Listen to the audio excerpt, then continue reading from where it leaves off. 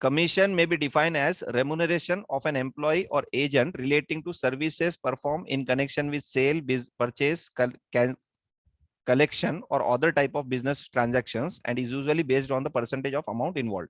तो commission जो है it is remuneration, ठीक है, to the agent or employee for the services rendered, which is generally in the form of percentage के form में होता है. And the term discount refers to a reduction or rebate. It is a reduction or rebate allowed and is used to express one of the following situation: an allowance given for settlement of debt before it's due, it is known as cash discount. An allowance given to the wholesaler or bulk buyer on the list price or retail price, known as trade discount. A trade discount is not shown in the books of accounts separately and it is shown by way of deduction from the cost of purchases. और इधर क्या दिया, commission earned is a accounted for as an income and commission allowed is accounted for as an expenses. ठीक है, उसके बाद में journal entries दिए हुए हैं कंसाइनर के बुक में, जो कि बहुत सिंपल है. कंसाइनर के बुक में एंट्रीज क्या क्या होते हैं, तो जब भी कंसाइनर कंसाइनी को माल भेजेगा, एंट्री होंगी consignment account debit to goods sent on consignment. उसके बाद जब भी कंसाइनर एक्सपेंसेस इंकर्ड करेगा, एक्सपेंसेस, तो एंट्री होंगी consignment account debit to cash oblique bank account. इन्होंने सप्लायर अकाउंट भी दिया हुआ है, तो अगर एक्सपेंसेस पेएबल है तो फिर वो उसका नाम आ जाएगा वो पार्टी का, या फिर एक्सपेंसेस पेएबल अकाउंट. तो यहाँ पे सप्लायर मतलब यहाँ पे creditor for expenses, creditor for expenses. Supplier मतलब यहाँ पे क्या रहेगा, क्रेडिटर फॉर एक्सपेंसेस. ठीक है, उसके बाद में अगर मान लो कंसाइनी ने कुछ एडवांस पेमेंट दिया या सिक्योरिटी डिपॉजिट दिया, तो उस केस में एंट्री होंगी cash oblique bank account debit to consignee personal account. ठीक है, अगर बिल ऑफ एक्सचेंज के फॉर्म में रहा तो bill of exchange, bills receivable, sorry, तो bills receivable account debit to consignee personal account. उसके बाद में receipt of account sale from the consignee. अब कंसाइनी ने अकाउंट सेल भेजा और उसमें लिखा हुआ है कि इतना माल बिक गया, तो कंसाइनमेंट में एंट्री क्या होंगी, consignee personal account debit to consignment account for expenses incurred by consignee, consignment account debit to consignee's personal account. ठीक है, ये एंट्रीज बहुत सिंपल है. उसके बाद में when del credere commission is paid to the consignee, consignee को अगर डेल क्रेडिटर कमीशन दिया हुआ है तो no entry is recorded for bad debt in the books of consignor. No entry is recorded as bad debt is to borne by consignee. तो अगर आपने del credere commission दिया हुआ है और कंसाइनी ने क्या, कंसाइनी के माल बेचे हुए का बैड डेट होता है, तो उस केस में हम कोई एंट्री पास नहीं करेंगे. No entry is required because we have paid the additional commission known as del credere commission. ठीक है, उसके बाद में नीचे इलस्ट्रेशंस के अंदर इलस्ट्रेशन नंबर 1 जो है, इलस्ट्रेशन नंबर जो कि बहुत सिंपल है, लेकिन इन्होंने नीचे एक पॉइंट दिया हुआ है नोट देके, फोर्थ एंट्री में नीचे एक पॉइंट दिया है कि अगर बिल ऑफ एक्सचेंज डिस्काउंट करते हैं तो वो डिस्काउंटिंग चार्जेस कहाँ डेबिट होगा, P&L अकाउंट में डेबिट होगा या कंसाइनमेंट अकाउंट में. ठीक है, तो if such bill is discounted by consignor with the bank before the maturity, pass usual entry for discounting a bill. ठीक है, रेगुलर हम बिल ऑफ एक्सचेंज में जो एंट्री पास करते हैं वही करेंगे. और फिर वो डिस्काउंट कहाँ ट्रांसफर होगा, P&L अकाउंट में ट्रांसफर होगा या फिर consignment account. The discount on bill में आइदर बी, यहाँ पे तो इन्होंने में either be treated as consignment expenses and charged to consignment account, or it may be treated as general financial charges and charged to P&L account. तो यहाँ पे तो इन्होंने दोनों दे दिए. मान लो एग्जाम में अगर आता है तो आपको नीचे नोट लिख के जो भी इसमें से फॉलो करना है कर सकते हो. तो मेरा सजेशन रहेगा कि आपने लिखना है कि डिस्काउंट जो है it should be debited to P&L account, should not be debited to consignment account. As it is a financial charges it should be debited to directly to P&L account. ठीक है, तो नीचे इस तरह से नोट लिख के आप क्या कर सकते हो, उस डिस्काउंट का ट्रीटमेंट आंसर में शो कर सकते हो. कुछ नहीं, आपको डिस्काउंट जो है कंसाइनमेंट में डेबिट नहीं करना है, उसको नीचे नोट लिख देना है, discounting charges of bill of exchange is to be debited directly to consignment P&L account of general P&L account of consignor. Consignor के P&L अकाउंट में डेबिट करना है because it is a financial expenses. ठीक है, it is a financial charges. इन्होंने तो दोनों दिया हुआ है, आप नोट ऐसा भी लिख सकते हो कि assuming it is a consignment expenses and therefore it is debited to consignment account. तो ये भी नोट लिख के आप आंसर दे सकते हो. ठीक है, बेटर रहेगा कि डिस्काउंट को आप खर्चा ट्रीट मत करो कंसाइनमेंट का, because that is a financial expenses. ठीक है, हमने कभी इंटरेस्ट को ट्रेडिंग अकाउंट में कभी नहीं लिखा फाइनल अकाउंट में, तो वो इंटरेस्ट का एक्सपेंस है ना, तो वो कभी भी इनडायरेक्ट एक्सपेंस है, पीएनएल में आना चाहिए। और consignment account is like a trading account, consignment account is like a trading account, like a trading account, ठीक है। उसके बाद में नीचे इसी आंसर में 6 एंट्री के अंदर नीचे दिया हुआ है, inventory on consignment account is an asset. मतलब आपके कंसाइनमेंट में जो भी इन्वेंट्री होती है, closing stock, closing inventory value, that is an asset. It will be shown in the balance sheet of the consignor and next year it will be transferred to debit of consignment account. देखो यहाँ पे दिया हुआ है, ये जो opening stock का indication है कि अगर कंसाइनमेंट में क्लोजिंग स्टॉक था लास्ट ईयर में, कंसाइनमेंट के अंदर कंसाइनी के पास क्लोजिंग स्टॉक पड़ा हुआ है, तो नेक्स्ट ईयर में क्या होगा, जब कंसाइनमेंट अकाउंट हम बनाएंगे वापस स्टार्ट करेंगे, तो उसमें ओपनिंग स्टॉक बोल के उसको हम रिकॉर्ड कर लेंगे, ठीक है। अब वो इनवॉइस प्राइस पे रिकॉर्ड करेंगे तो उसकी लोडिंग रिवर्स करनी पड़ेगी, और अगर हमने कॉस्ट पे अकाउंटिंग की वाली है तो फिर कॉस्ट पे रिकॉर्ड कर लेंगे, ठीक है। उसके बाद में नीचे, हाँ ये सबसे इंपॉर्टेंट पॉइंट है, वैल्यूएशन ऑफ इन्वेंट्री। बहुत सारे स्टूडेंट्स को इन्वेंट्री वैल्यूएशन के अंदर प्रॉब्लम आता है। उसका रीजन है कि उन्होंने कभी ये थ्योरी पढ़ी नहीं है। ये जो पैराग्राफ दिया हुआ है, एक ही पैराग्राफ है, लेकिन ये पैराग्राफ इतना इंपॉर्टेंट है, इसका हर सेंटेंस का अगर मीनिंग समझ में आ गया और लॉजिक समझ में आ गया, तो फिर इन्वेंट्री वैल्यूएशन में आपको कभी प्रॉब्लम नहीं आएगा। देखो यहाँ पे क्या दिया, valuation of inventory, the principle is that inventory should be valued at cost और एनआरवी। जो हमारा गोल्डन रूल है इन्वेंट्री की वैल्यूएशन का, वो है कॉस्ट और NRV whichever is less. अब ये जो कॉस्ट है, ये जो कॉस्ट वर्ड दिया हुआ है, इस कॉस्ट में क्या क्या इंक्लूड करना है वो हम अभी इन्वेंट्री चैप्टर में देखेंगे। तो यहाँ पे the same principle as is practice for preparing the final accounts. Final account में भी हम यही फॉलो करते हैं, कॉस्ट और NRV whichever is less. In the case of consignment, cost means not only the cost of goods as such to the consignor, but also all expenses incurred till the goods reaches to the premises of the consignee। देखो यहाँ पे wording क्या दिए वाली है, क्यों हम consignee के पूरे एक्सपेंसेस को हम क्लोजिंग स्टॉक की वैल्यू में ऐड नहीं करते, क्योंकि लॉजिक क्या है कि एक बार कंसाइनी के गोडाउन में पहुंच गया माल, गोडाउन के गेट तक पहुंच गया, उसके बाद वाले जो एक्सपेंस होते हैं ना, वो रिकरिंग नेचर के एक्सपेंसेस, सेलिंग एक्सपेंसेस काउंट होते हैं, ठीक है। तो in case of consignment, cost means, consignment में कॉस्ट का मतलब क्या होगा, cost means not only the cost of goods as such to the consignor, but also all expenses incurred till the goods reaches to the premises of consignee. Such expenses include packing, freight, cartage, insurance in transit, octroi, import duty, etc. But expenses incurred after the goods have reached to the consignee's godown, such as godown rent, insurance of godown, delivery charges, salesman salary, are not treated as part of the cost of purchase for valuing the inventory on hand, ठीक है। That is why in the case, sorry ये line का तो illustration से link है, इसका कोई मतलब नहीं है। तो यहाँ पे देखो इन्होंने क्लियरली दिया हुआ है कि कंसाइनी के गोडाउन तक पहुंचने का जो भी एक्सपेंस होगा, that will be the covered under the cost, cost के अंदर वो कवर हो जाएगा, ठीक है।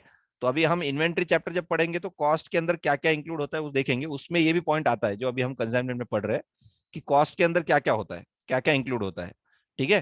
तो कॉस्ट के अंदर 3 चीजें होती है, cost of purchase, cost of purchase, ठीक है, cost of conversion, cost of conversion, cost of conversion and other cost. Broadly 3 चीजें होती है।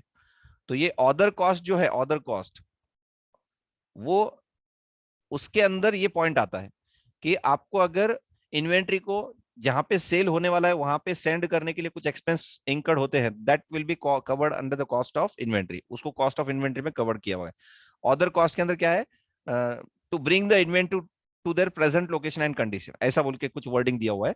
तो प्रेजेंट लोकेशन एंड कंडीशन, जहां पे वो सेलेबल है, जहां पे वो सेल होने वाला है, वहां तक जाने तक का जो भी एक्सपेंस होगा वो कॉस्ट ऑफ द इन्वेंट्री में इंक्लूड करना है। तो इस वजह से हम क्या करते हैं, कंसाइनी के गोडाउन तक का जो भी एक्सपेंस होता है, that will be included, and once the goods are reach to the consignee godown, and any expense incurred later will be counted as selling expenses and not to be included in the inventory valuation, ठीक है। यहाँ पे नीचे एक note दिया हुआ है module के अंदर, sometimes an examination problem state only that the consignor expenses amounting to such amount and that consignee spent so much। मतलब कभी कभी एग्जाम में क्या बोलता है कि consignor expenses, consignor consignor expenses rupees 2000, ठीक है, और consignee expenses, consignee expenses rupees 1200. Now it is not clear whether this 2000 is recurring or non recurring and this 1200 is recurring or non recurring. मुझे बताओ कंजाइनर का एक्सपेंस 2000, अब मुझे बताओ ये रिकरिंग है नॉन रिकरिंग है, क्वेश्चन में क्लियर नहीं दिया हुआ है. It can be recurring also, it can be non recurring.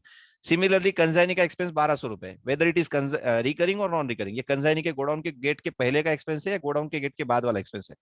तो कभी कभी क्वेश्चन में क्लियर बोलता ही नहीं है, वो सीधा सीधा ऐसे दे देगा कंजाइनर का खर्चा 2000, कंजाइनी का एक्सपेंस 1200. अब ऐसे केस में क्या करना है, if details are not available, अगर आपको इसका डिटेल नहीं पता है कि ये खर्चा एक्चुअली है क्या और कहाँ का है, then for valuing inventory the expenses incurred by consignor should be treated as part of the cost while those incurred by consignee should be ignored. इसको हमको कंसाइनमेंट की इन्वेंट्री वैल्यूएशन में नहीं लेना है और इसको लेना है, इसको कंसिडर करना है. कंसाइनर के एक्सपेंसेस को आपको कंसिडर कर देना है, मतलब वो नॉन रिकरिंग एक्सपेंस ट्रीट कर लेना है, और कंसाइनर के और कंसाइनी के जो एक्सपेंस है उसको हम रिकरिंग ट्रीट करेंगे और उसको क्लोजिंग स्टॉक की वैल्यू में ऐड नहीं करेंगे. ठीक है, तो स्पेसिफिकली अलग से हाईलाइट करके नोट दिया हुआ है मॉड्यूल के अंदर. तो ये पॉइंट आपको ध्यान में रखना है कि कंसाइनी के एक्सपेंसेस के बारे में क्लियर पिक्चर नहीं है तो आपको वो क्लोजिंग स्टॉक की वैल्यू में कंसिडर नहीं करना है. ठीक है, स्टूडेंट को बहुत बार कंफ्यूज होता है, मैं ये जो भी बात कर रहा हूँ कंसाइनी के एक्सपेंस को लेना चाहिए या नहीं लेना चाहिए, वो मैं क्लोजिंग स्टॉक की वैल्यूएशन के एंगल से बोल रहा हूँ. कंसाइनमेंट अकाउंट में डेबिट तो दोनों भी होने वाले हैं, रिकरिंग रहो या नॉन रिकरिंग रहो. कंसाइनर और कंसाइनी के सभी खर्चे को हमको कंसाइनमेंट अकाउंट में तो डेबिट करना ही है, कंसाइनमेंट में डेबिट करना है. यहाँ पे क्वेश्चन क्या है कि उसको क्लोजिंग स्टॉक की वैल्यूएशन जब करेंगे, क्लोजिंग स्टॉक को क्लोजिंग इन्वेंटरी की वैल्यूएशन जब करेंगे तो उसमें इंक्लूड करना है नहीं करना, तो वो हमारा डिस्कशन चालू है. ठीक है, if the expected selling price of the inventory on hand is lower than the cost, the inventory should be valued at expected net selling price only, expected selling price less delivery expenses etc. तो ये वाला point क्या है, जैसे self practice में एक question दिया हुआ है जिसमें इन्वेंट्री का हमने क्या किया, क्लोजिंग स्टॉक का वैल्यू निकाला, उसमें बेसिक कॉस्ट ले लिया, उसमें कंसाइनर के प्रोपोर्शनल एक्सपेंस ले लिए, कंसाइनर की प्रोपोर्शनल एक्सपेंस ले लिए, और इसकी टोटल निकाली, मान लो 12,000 रुपए आ गया. ठीक है, और 12,000 आ गया. अब क्वेश्चन में क्या दिया हुआ है कि इसकी मार्केट वैल्यू जो है ना वो 10% कम हो चुकी है, तो इसमें से 10% कम कर दो 1200 रुपए. ठीक है, तो अब कितना बचेगा, 10,800. तो यहाँ पे ये है मार्केट वैल्यू, ये है कॉस्ट, तो हमको कॉस्ट और मार्केट वैल्यू विचरी लेस के हिसाब से वैल्यू करना है. ठीक है, तो ऐसा एक क्वेश्चन है, मैं बाद में जब आएगा तब एक्सप्लेन करूंगा. तो यहाँ पे ये पॉइंट दिया हुआ है कि कंसाइनी के पास जो स्टॉक बचा हुआ है, कंसाइनी के पास जो कंसाइनर का ही है, उसको भी सेम रूल से ही वैल्यूएशन करना है, कॉस्ट और market value which is less, cost और NRV which is less. Now next point जो मॉड्यूल में दिया हुआ है वो है goods invoiced above cost, that is goods send at invoice price. तो मान लो कंसाइनर ने कंसाइनी को गुड्स सेंड किए और वो भी इनवॉइस प्राइस पे सेंड किए, तो उस केस में क्या करना है, उसका नीचे इलस्ट्रेशन एग्जांपल्स दिए हुए हैं. ठीक है, तो ये हमको पता है कि 4 चीजों में हम क्या करेंगे, इनवॉइस प्राइस पे अकाउंटिंग करेंगे और उसकी लोडिंग को रिवर्स करेंगे.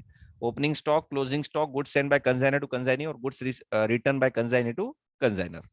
इन्होंने पूरा एक्सप्लेनेशन नहीं दिया, उन्होंने खाली मेन 2 एंट्री बताए हुए. तो एक्चुअली 4 चीजों की ही लोडिंग रिकॉर्ड होंगी, लोडिंग पे रिकॉर्ड होगा, बाकी का सब एज यूजुअल जैसे हम एट कॉस्ट वाले अकाउंटिंग में करते हैं.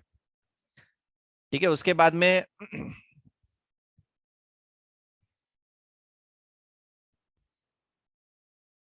हाँ, नीचे अभी नॉर्मल लॉस बोल के एक पॉइंट है, पेज नंबर 6.59 पे, नॉर्मल लॉस, पेज नंबर 6.59 पे normal loss. if some loss is unavoidable it would be spread over the entire consignment while valuing the inventory.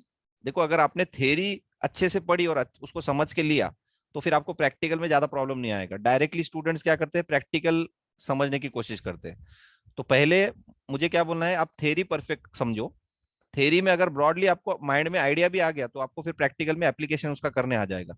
तो नॉर्मल लॉस क्या है, if some loss is unavoidable, मतलब जो loss avoid नहीं हो सकता उसको बोलेंगे हम unavoidable loss. If some loss is unavoidable it would be spread over the it would be spread it would be spread over the entire consignment while valuing the inventory. ठीक है, the total cost plus expenses incurred should be divided by the quantity available. Total cost total cost plus expenses incurred should be divided by the quantity available for the normal loss to be ascertain the cost per unit. देखो यहाँ पे एक नीचे बहुत अच्छा example दिया है. मान लो 10,000 kg of apple है are consigned to the wholesaler, the cost being 30 rupees per kg plus 40,000 for freight. It is concluded that the loss of 15% is unavoidable. Now 10,000 kg का जो एप्पल हमने इधर से उधर भेजा है, कंसाइनर ने कंसाइनी को भेजा है, वो जब हमने भेजा तो हमको पता है कि उसमें 15% का लॉस होने वाला ही है, अनअवॉइडेबल लॉस है, वो उसको रोक नहीं सकते, वो लॉस होना ही है. तो इसका मतलब अभी 10,000 केजी 30 रुपीज का रेट है और उसके ऊपर हमने 40,000 रुपए का एक्सपेंसेस कर दिया. तो ये हो गया हमारा total cost incurred on entire consignment inventory, entire consignment stock. ठीक है, तो 10,000 इंटू 30 प्लस 40,000 कितना हो गया? 3,40,000. कितना हो जाएगा ये? 3,40,000. ठीक है, लेकिन अब हमारे पास जो 15% अनअवॉइडेबल लॉस है, इसका मतलब हमारे पास रिमेनिंग इन्वेंट्री कितनी होने वाली है? Remaining inventory 8,500. तो 8,500 से डिवाइड कर दो. तो 8,500 से जब डिवाइड करोगे तो रेट बन जाएगा कितना? 40 रुपीज. हाँ, तो ये 40 रुपीज जो है ना, ये हमारे लिए कॉस्ट हो गया. 30 रुपीज इररिलेवेंट है हमारे लिए, 30 कुछ काम का नहीं है, अब हमारे लिए 40 काम का है. अगर if unsold inventory is 1,000 kg, मतलब 8,500 में से 7,500 बेच दिया, 1,000 बचा हुआ है, तो हम वैल्यू कैसे करेंगे? 1,000 kg इंटू 40. डायरेक्टली क्या करना है? 40,000. तो यहाँ पे हमने क्या किया, जो 30 रुपीज हमारा कॉस्ट था, 30 रुपीज पहले का, और ये 40,000 जो एक्सपेंस हुए, तो वो जो 1,500 यूनिट का लॉस हुआ, 1,500 यूनिट का जो लॉस हुआ हमारा अनअवॉइडेबल लॉस, 1,500 कहां से आएगा? 15% 10,000 का 1,500 यूनिट. इसका जो भी कॉस्ट है, इसका कॉस्ट हमने स्प्रेड कर दिया 8,500 क्वांटिटी पे. इसका बर्डन हमने 8,500 पे डाल दिया. ये जो लॉस है हमारा, इस लॉस का बर्डन हमने क्या किया? जो हमारे पास इन्वेंट्री बचे वाली है उसके ऊपर डाल दिया हमने. तो जो बचे वाली इन्वेंट्री उसके ऊपर बर्डन डालोगे तो ऑटोमेटिकली कॉस्ट पर यूनिट क्या हो जाएगा? इंक्रीज हो जाएगा. तो पहले जो 30 रुपीज का कॉस्ट था प्लस 40,000 का एक्सपेंस हुआ, अब ये 8,500 इन्वेंट्री की जो कॉस्ट है ना, वो 40 रुपए पर केजी का है. 40 रुपए पर केजी का हमारे लिए कॉस्ट हो गया. ठीक है, accordingly no entry is recorded for normal loss. Normal loss के लिए कोई अकाउंटिंग एंट्री नहीं होती है. And the same is considered as an expenses which is considered for the valuing of remaining inventory. तो जब हम रिमेनिंग इन्वेंट्री, जो बची हुई इन्वेंट्री है नॉर्मल लॉस जाने के बाद, उसकी वैल्यूएशन जब निकालेंगे हम, उसका जब वैल्यू निकालेंगे, तब हमको क्या करना है? इस नॉर्मल लॉस को उसके ऊपर स्प्रेड कर देना है. ठीक है, उसके ऊपर शिफ्ट कर देना है वो लॉस का वैल्यू, जो भी कॉस्ट होगा. तो इस तरह से उसका एग्जाम्पल दिया हुआ है. अब बात करेंगे एबनॉर्मल लॉस की. इफ एनी एक्सीडेंटल और unnecessary loss awkward, accidental or unnecessary loss occur, the proper thing to do is to find out the cost of the goods thus lost and credit to consignment account, debit to P&L account. मतलब अगर मान लो abnormal loss होता है तो सबसे पहले तो उसकी वैल्यू निकालो, कितने का लॉस हुआ, और सीधा एक सही तरीका क्या है कि आप क्या करो? कंसाइनमेंट को क्रेडिट करो और P&L को डेबिट करो. मतलब कंसाइनमेंट अकाउंट से उस गुड्स की वैल्यू को बाहर ही निकाल दो. तुम्हारे कंसाइनमेंट अकाउंट पे एबनॉर्मल लॉस की वजह से कुछ भी इंपैक्ट नहीं होना चाहिए, क्योंकि तुमने जब गुड्स भेजे तब तुमने डेबिट कर दिया. उसमें से कुछ गुड्स अगर आपके रास्ते में लॉस हो जाते हैं या कंसाइनी के गोडाउन में लॉस हो जाते हैं, एबनॉर्मल लॉस, तो उस केस में आपको क्या करना है? उसको कंसाइनमेंट को क्रेडिट कर देना है, P&L को डेबिट कर देना है. देखो, कंसाइनमेंट को क्रेडिट कर दिया मतलब कैंसिल कर दिया हमने, कंसाइनमेंट अकाउंट में से उसको निकाल ही दिया हमने, बाहर निकाल दिया. क्योंकि उसका रीजन यहां दिया, देखो, this will enable the consignor to know what profit would have been earned had the loss not taken place. मतलब कंसाइनर को ये पता चलना चाहिए कि अगर ये एबनॉर्मल लॉस नहीं होता तो क्या प्रॉफिट होने वाला था, उसी बेसिस पे वो डिसीजन लेगा. देखो, एबनॉर्मल लॉस की वजह से आपके डिसीजन पे इंपैक्ट नहीं होना चाहिए, ये अल्टीमेटली इंटेंशन है. तो एबनॉर्मल लॉस को क्या करो? क्रेडिट कर दो और P&L अकाउंट को डेबिट कर दो, वो एबनॉर्मल लॉस P&L में चला जाएगा. तो कंसाइनमेंट का जो प्रॉफिट आएगा उसके ऊपर एबनॉर्मल लॉस का कोई इंपैक्ट नहीं है. अब अगर ये प्रॉफिट बहुत कम दिखता है तो हम डिसाइड कर सकते हैं कि बिजनेस को डिसकंटिन्यू कर दो, कंसाइनमेंट बिजनेस को बंद कर दो. या अगर प्रॉफिट अच्छा खासा है या कम है तो उसको कैसे बढ़ाना है. मतलब अल्टीमेटली हमारा ऑब्जेक्ट क्या है? कंसाइनमेंट अकाउंट बना के जो प्रॉफिट या लॉस निकालते हैं उसका ऑब्जेक्ट क्या है? ताकि डिसीजन ले सके whether to continue or not to continue. If continue करना है तो उसको कैसे इंप्रूव करना है और कैसे प्रॉफिट को बढ़ाना है. तो वो चीजों के लिए हम क्या करते हैं? कंसाइनमेंट अकाउंट प्रिपेयर करते हैं. और वो कंसाइनमेंट अकाउंट में अगर एबनॉर्मल लॉस आ गया तो हो सकता है अपना डिसीजन जो है उसके वजह से इंपैक्ट कर ले, उसके वजह से आपके डिसीजन पे इंपैक्ट होगा. और वो नहीं होना है बोल के हम एबनॉर्मल लॉस को क्या करते हैं, वहां से निकाल देते हैं। तो this will enable the consignor to know what profit would have been earn had the loss not taken place. Suppose यहाँ पे एक एग्जांपल दिया है, वो एग्जांपल आप देख लेना। नीचे जो मेन पॉइंट है, student shall note that abnormal loss is valued just like inventory in hand. देखो मैंने बताया था इन्वेंट्री जो है, abnormal loss is valued just like inventory in hand. तो जैसे हम इन्वेंट्री की वैल्यू निकालते हैं, उसी तरह से हमको एबनॉर्मल लॉस की वैल्यू भी निकालनी है। ठीक है। Student should be careful while valuing goods lost in transit and goods lost in consignee's godown. Students should be careful while valuing goods lost in transit and goods lost in consignee godown. Both are abnormal loss, but in case of farmer, consignee non-recurring expenses are not to be included, whereas it is to be included in the latter case. ठीक है। तो ये मैंने बताया था अभी कि आपका एबनॉर्मल लॉस कहाँ हो रहा है, ट्रांजिट में हो रहा है या कंसाइन के गोडाउन में। अगर ट्रांजिट में होता है तो आपको कंसाइनी के नॉन रिकरिंग एक्सपेंस इंक्लूड नहीं करने हैं। अगर गोडाउन में होता है तो कंसाइनी के नॉन रिकरिंग एक्सपेंस इंक्लूड होंगे। ठीक है। तो ये एक इंपॉर्टेंट पैराग्राफ यहाँ पे दिया हुआ है। उसके बाद नीचे क्या दिया, for the purpose of valuation of inventory in hand, it should be noted that while normal loss is considered as part of cost of remaining goods, whereas abnormal loss is to be ignored. देखो normal loss accounting नहीं होता है, accounting entry नहीं होती है normal loss की, लेकिन normal loss की वजह से आपके जो गुड्स बचे हुए हैं, नॉर्मल लॉस जाने के बाद जो बैलेंस गुड्स बचे हुए हैं, उसकी कॉस्ट पर यूनिट को हम क्या करते हैं, इंक्रीज कर देते हैं, मतलब उसको इनडायरेक्टली इंपैक्ट कर रहे हैं हम। लेकिन एबनॉर्मल लॉस के वजह से, इवन दो एबनॉर्मल लॉस की एंट्री पास करते हैं हम, लेकिन एबनॉर्मल लॉस की वजह से आपके जो गुड्स है उसके बाकी जो गुड्स बचे हुए हैं उसके ऊपर कोई इंपैक्ट नहीं होता है। उसको हम जैसे नॉर्मल वैल्यू, जैसे कंसाइनर ने कंसाइनी को जो रेट पे भेजा था उसी रेट पे हम उसको मेंटेन करते हैं। ठीक है। तो एबनॉर्मल लॉस की वजह से रिमेनिंग गुड्स के ऊपर कोई इंपैक्ट नहीं होता है, लेकिन नॉर्मल लॉस की वजह से होता है। ठीक है। यहाँ पे उन्होंने एग्जाम्पल भी दिया है, ये बहुत अच्छा एग्जाम्पल है, एक बार उसको भी रेफर कर लेना।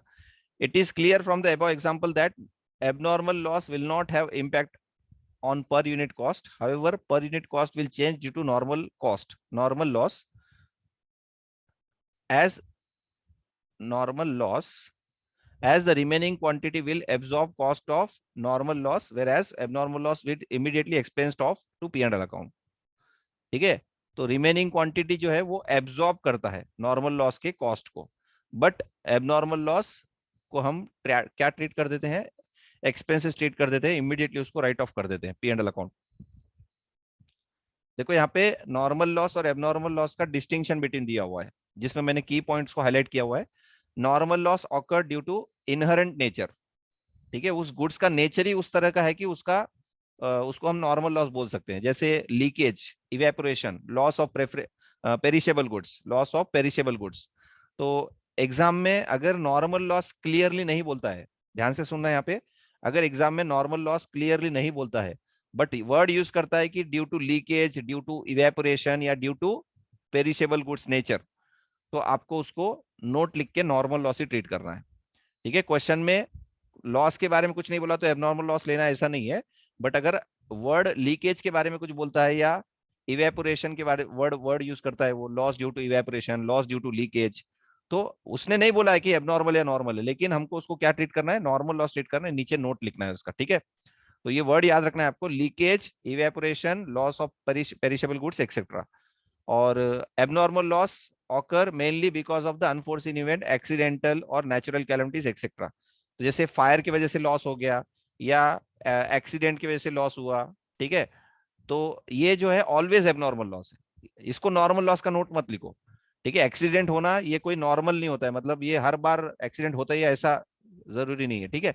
तो उस केस में एबनॉर्मल लॉस जो है, अगर टर्म ऐसे दे रहा है फायर, ड्यू टू फायर या ड्यू टू एक्सीडेंट, तो उस केस में आपको क्या करना है, उसको एबनॉर्मल लॉस से ट्रीट करना है। Normal loss is not accounted for immediately, normal loss is not accounted for and abnormal loss is accounted for immediately. ठीक है। Normal loss is added to cost of remaining goods, it impacts gross profit. Normal loss impacts gross profit, but abnormal loss does not impact the gross profit. Normal loss का insurance cover is not possible, but abnormal loss insurance cover is possible. Normal loss is almost certain, abnormal loss is not certain. Abnormal loss is not certain, normal loss is almost certain. तो ये points जो मैंने highlight किए हुए हैं वो keywords है, उसको आपको याद रखना है। ठीक है, उसके बाद में आगे, if abnormal loss is not recoverable, abnormal loss account is transfer to P&L account. ठीक है, यहाँ पे एंट्रीज भी दिए हुए हैं कि एबनॉर्मल लॉस की एंट्री क्या होंगी। Abnormal loss account debit to consignment. Insurance company से अगर क्लेम रिकवरेबल है तो एंट्री क्या होंगी, insurance claim company account debit to abnormal loss. उसके बाद एबनॉर्मल लॉस अगर कंसाइनी को मिला, इंश्योरेंस क्लेम कंसाइनी को मिला, तो इस केस में क्या एंट्री होंगी। ठीक है, या फिर हाँ, एबनॉर्मल लॉस जो है रिकवरेबल फ्रॉम कंसाइनी, मतलब कंसाइनी के गलती की वजह से एबनॉर्मल लॉस हुआ मान लो। ठीक है, कंसाइनी को हमने बोला था कि इंश्योरेंस निकाल लो, उसने नहीं निकाला। उसको हमने 4-5 बार बोला कि आपके पास जो गुड्स है ना उसका इंश्योरेंस निकाल लो, उसने इंश्योरेंस नहीं निकाला और सडनली लॉस हो गया। तो उस केस में कंसाइनी को वो लॉस को बियर करना पड़ेगा। तो उस केस में एंट्री क्या होंगी, consignee personal account debit to abnormal loss. मतलब हम एबनॉर्मल लॉस की एंट्री तो करेंगे लेकिन उसको कंसाइनी के ऊपर शिफ्ट कर देंगे। Now next point is commission. Commission is a remuneration paid by the consignor to consignee for the services rendered to the former for selling the consigned goods.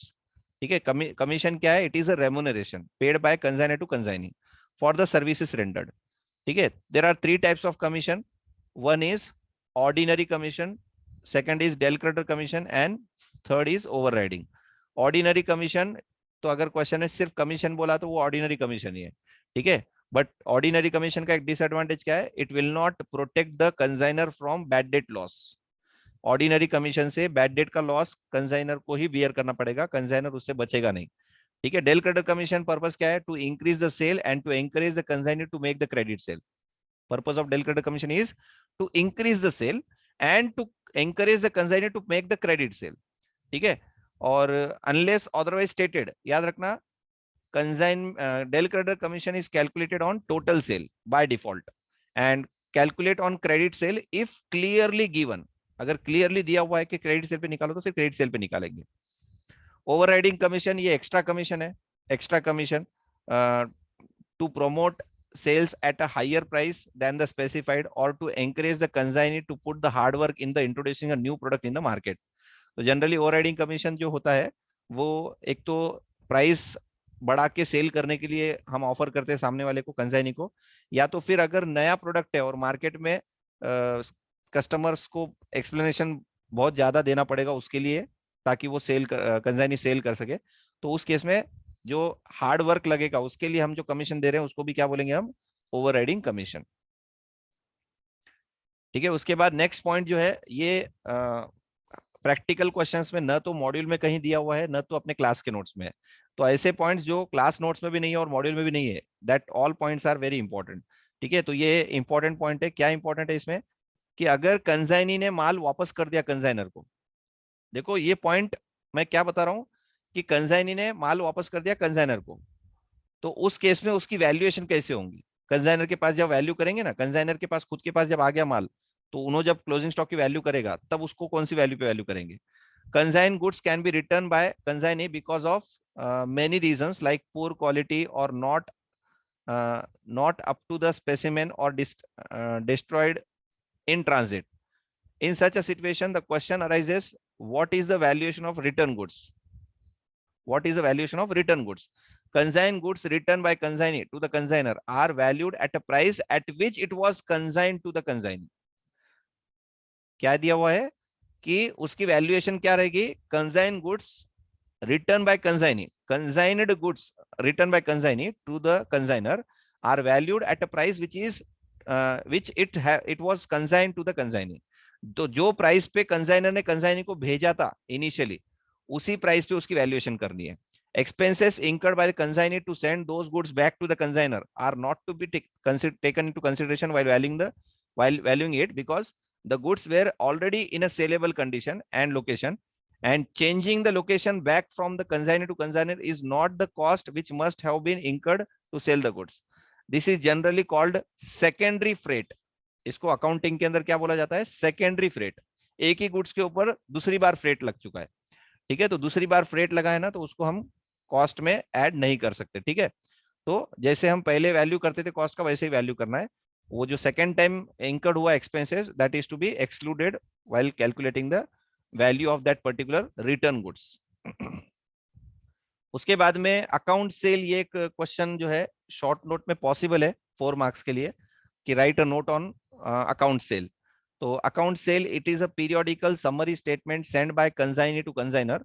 It contains sales made, expenses incurred on behalf of consignor, commission earned, unsold inventory left with the consignee, advance payment or security deposit with the consignor, and to the extent to which it has to be adjusted। ठीक है, तो to the extent to which it has been adjusted का मतलब क्या हो गया? Advance तो पूरा का पूरा एडजस्ट होता है, सिक्योरिटी जो है वो प्रोपोर्शनेटली एडजस्ट होता है। आगे अभी आने वाला है नेक्स्ट पॉइंट, तो उसमें हम देखेंगे। उसके बाद में बैलेंस पेमेंट ड्यू और रेमिटेड। बैलेंस पेमेंट जो है वो ड्यू कितना है, या अगर भेज दिया होगा तो बैलेंस अमाउंट कितना भेजा, वो हमको यहाँ पे अकाउंट सेल में मिलेगा। It is a summary statement and is different from sales account. It is a summary statement and it is different from sales account. ठीक है, तो अकाउंट सेल का सेल्स अकाउंट से कोई लेना देना नहीं है। उसके बाद में कंसाइनी की बुक में एंट्रीज दिए हुए हैं, जिसमें आपको एंट्री नंबर 4 और 5 अच्छे से देखना है, क्योंकि जनरली मैंने बैड डेट के लिए एंट्री ऐसे नहीं बताई थी। बैड डेट जो एंट्री इन्होंने दी वाली वैसे नहीं बताई थी, वो भी अपना भी राइट है, ये भी राइट है। यहाँ पे ये क्या करते हैं, बैड डेट के लिए नॉर्मल एंट्री पास करते हैं, बैड डेट टू कस्टमर। ठीक है, मैंने बोला था बैड डेट जब होता है कंसाइनी की बुक में और डेल क्रेडिट कमीशन ऑफर किया हुआ है, तो हम डायरेक्टली कमीशन को डेबिट करते हैं। ये क्या करते हैं, पहले बैड डेट को डेबिट करते हैं, बाद में कमीशन को डेबिट करते हैं। इन्होंने 2 एंट्री पास की जिसमें बैड डेट कैंसिल हो जाता है, मैंने डायरेक्टली बताया था आपको, तो थोड़ा सा डिफरेंस है। और अगर डेल क्रेडिट कमीशन नहीं दिए, not allowed, then in case that consignor personal account debit to bad debt. मतलब पहले बैड डेट की नॉर्मल एंट्री करो जैसे हम रेगुलर बुक्स ऑफ अकाउंट में करते हैं, उसके बाद में क्या करना है, वो जो बैड डेट है उसको कंसाइनर को डेबिट कर दो अगर डेल क्रेडिट कमीशन नहीं मिला है कंसाइनी को। और अगर डेल क्रेडिट कमीशन कंसाइनी को दिया हुआ है तो उस केस में कमीशन को डेबिट करना है। ठीक है, तो डेबिट किसको करना है, याद रखना है, कंसाइनर को डेबिट करेंगे if no del credere commission is offered. No del credit,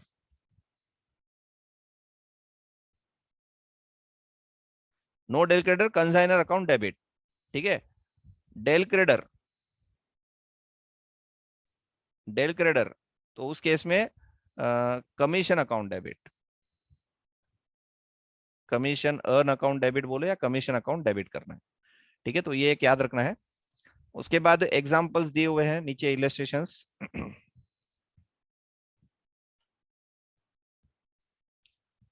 और ओल्ड मॉड्यूल में और न्यू मॉड्यूल में इलस्ट्रेशंस में भी चेंजेस हुए हैं, मतलब कुछ इलस्ट्रेशंस न्यू उन्होंने डाले हुए हैं, और कैलकुलेशन वगैरह भी थोड़े अलग फॉर्मेट में उन्होंने कैलकुलेट करके वर्किंग नोट्स बनाए वाले हैं। हाँ, ये जो एक पॉइंट है एडवांस और security, what is the difference between advance and security. तो बच्चों, अगर कंसाइनी ने कंसाइनर को एज ए एडवांस बोल के अमाउंट दिया हुआ है, देखो क्वेश्चन की वर्डिंग पढ़ते हुए तुमको ध्यान रखना है कि कंसाइनी ने जो कंसाइनर को पेमेंट दिया है वो एडवांस दिया है या सिक्योरिटी डिपॉजिट बोल के दिया है। अगर एडवांस बोल के दिया हुआ है तो वो फुल्ली एडजस्टेबल है। फुल्ली एडजस्टेबल का मतलब क्या है, जब वो अकाउंट सेल भेजेगा, कंसाइनी कंसाइनर को अकाउंट सेल भेजेगा ना, तो उसमें क्या करेगा, जितना भी अमाउंट उसने एडवांस दिया वो पूरा एडजस्ट कर लेगा, पूरा का पूरा एडजस्ट कर लेगा। ठीक है, और सिक्योरिटी डिपॉजिट बोल के अगर कंसाइनी ने कंसाइनर को दिया हुआ है तो वो प्रोपोर्शनेटली एडजस्टेबल है। प्रोपोर्शनेटली एडजस्टेबल, प्रोपोर्शनेटली एडजस्टेबल मतलब जैसे कंसाइनर ने क्या किया, 10,000 क्वांटिटी कंसाइनी को भेजा, कंसाइनी को भेजा, ठीक है, 10,000 क्वांटिटी। अब कंसाइनी ने क्या किया, उसमें से 8,000 बेच दिया, 2,000 कंसाइनी के पास अभी पड़ा हुआ है। और ये जो 10,000 क्वांटिटी कंसाइनर ने कंसाइनी को भेजा, उसके लिए कंसाइनी ने क्या किया, उसको 1 लाख रुपीज एडवांस दिया था, सिक्योरिटी डिपॉजिट दिया था। 1 लाख रुपीज सिक्योरिटी डिपॉजिट बोल के कंसाइनर के पास दिया था। ये दोनों ने मिलकर डिसाइड किया था कि 1 लाख रुपीज सिक्योरिटी डिपॉजिट बोल के रहेगा। अब कंसाइनी ने क्या किया, 8,000 उसमें से क्या कर दिया, सेल कर दिया, 8,000 सेल। तो जब 8,000 सेल हुआ, उसका जब हिसाब देगा अकाउंट सेल के थ्रू, तो उस टाइम पे ये 1 लाख रुपीज पूरा का पूरा एडजस्ट नहीं हो सकता। यहाँ पे तुमको क्या करना पड़ेगा, 10,000 के लिए 1 लाख, तो 8,000 के लिए कितना होगा, 80,000। तो 80,000 वहां पे एडजस्ट हो जाएगा, और बाकी का कितना, 20,000 बैलेंस कैरी डाउन रखना है तुमको। और बाकी का अकाउंट सेल के अंदर जितना भी बैलेंस रहेगा वो फिर आपको उतना सेटलमेंट कर लेना है। ठीक है, तो नॉर्मली हम क्या करते हैं, पूरा का पूरा 1 लाख एडजस्ट कर देते हैं, लेकिन इस केस में हमको क्या करना पड़ेगा, 80,000 एडजस्ट करना पड़ेगा, 20,000 को बैलेंस कैरी डाउन रख दो, और बाकी का पेमेंट आपको मतलब क्वेश्चन में अगर बोला है तो पूरा का पूरा पेमेंट, बाकी का बैलेंस ले लेना है। ठीक है, तो सिक्योरिटी आया तो ही प्रॉब्लम है, एडवांस आया तो आपको उतना सोचने की जरूरत ही नहीं है। तो क्वेश्चन पढ़ते पढ़ते खाली इतना ही देखना है कि वो एडवांस बोला हुआ है या सिक्योरिटी बोला हुआ है। और एक क्वेश्चन सिक्योरिटी का आपने मैंने क्लास में जब लिया था लेक्चर्स, तब मैंने बताया था सिक्योरिटी रहने के बाद में क्या चेंज होगा, तो आपको एक बार रेफर करना है उसको।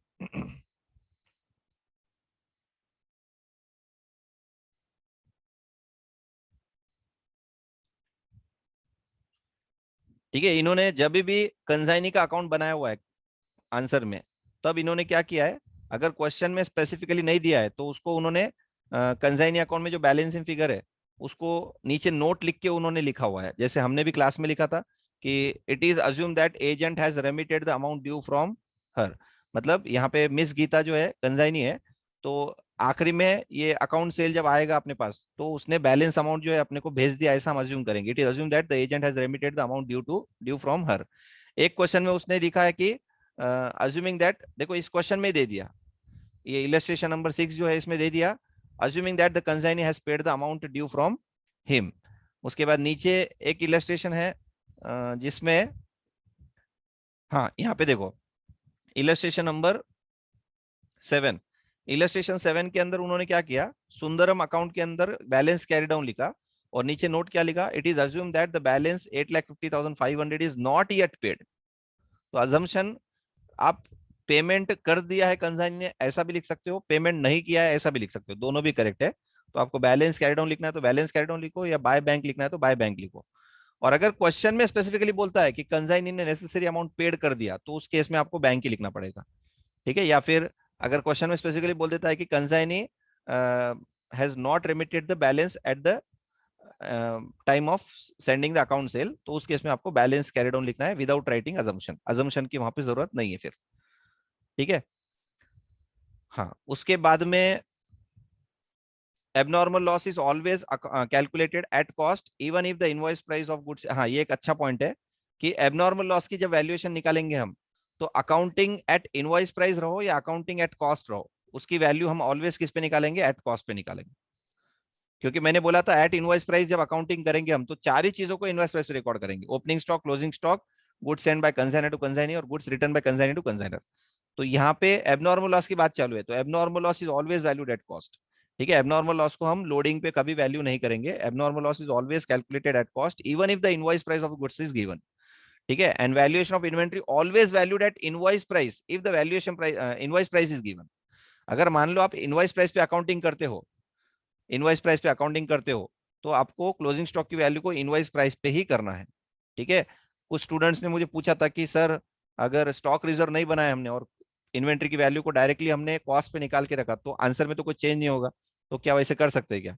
तो ये नोट जो है इन्होंने दिया हुआ, इससे क्लियरली समझ में आ रहा है कि अगर अकाउंटिंग आप इनवॉइस प्राइस पे करते हो, तो उस केस में इन्वेंट्री की वैल्यू को इनवॉइस प्राइस पे ही निकालना है और उसका स्टॉक रिजर्व मेंटेन करना है। ठीक है, आप उसको कॉस्ट पे निकाल के प्रॉफिट या लॉस नहीं निकाल सकते।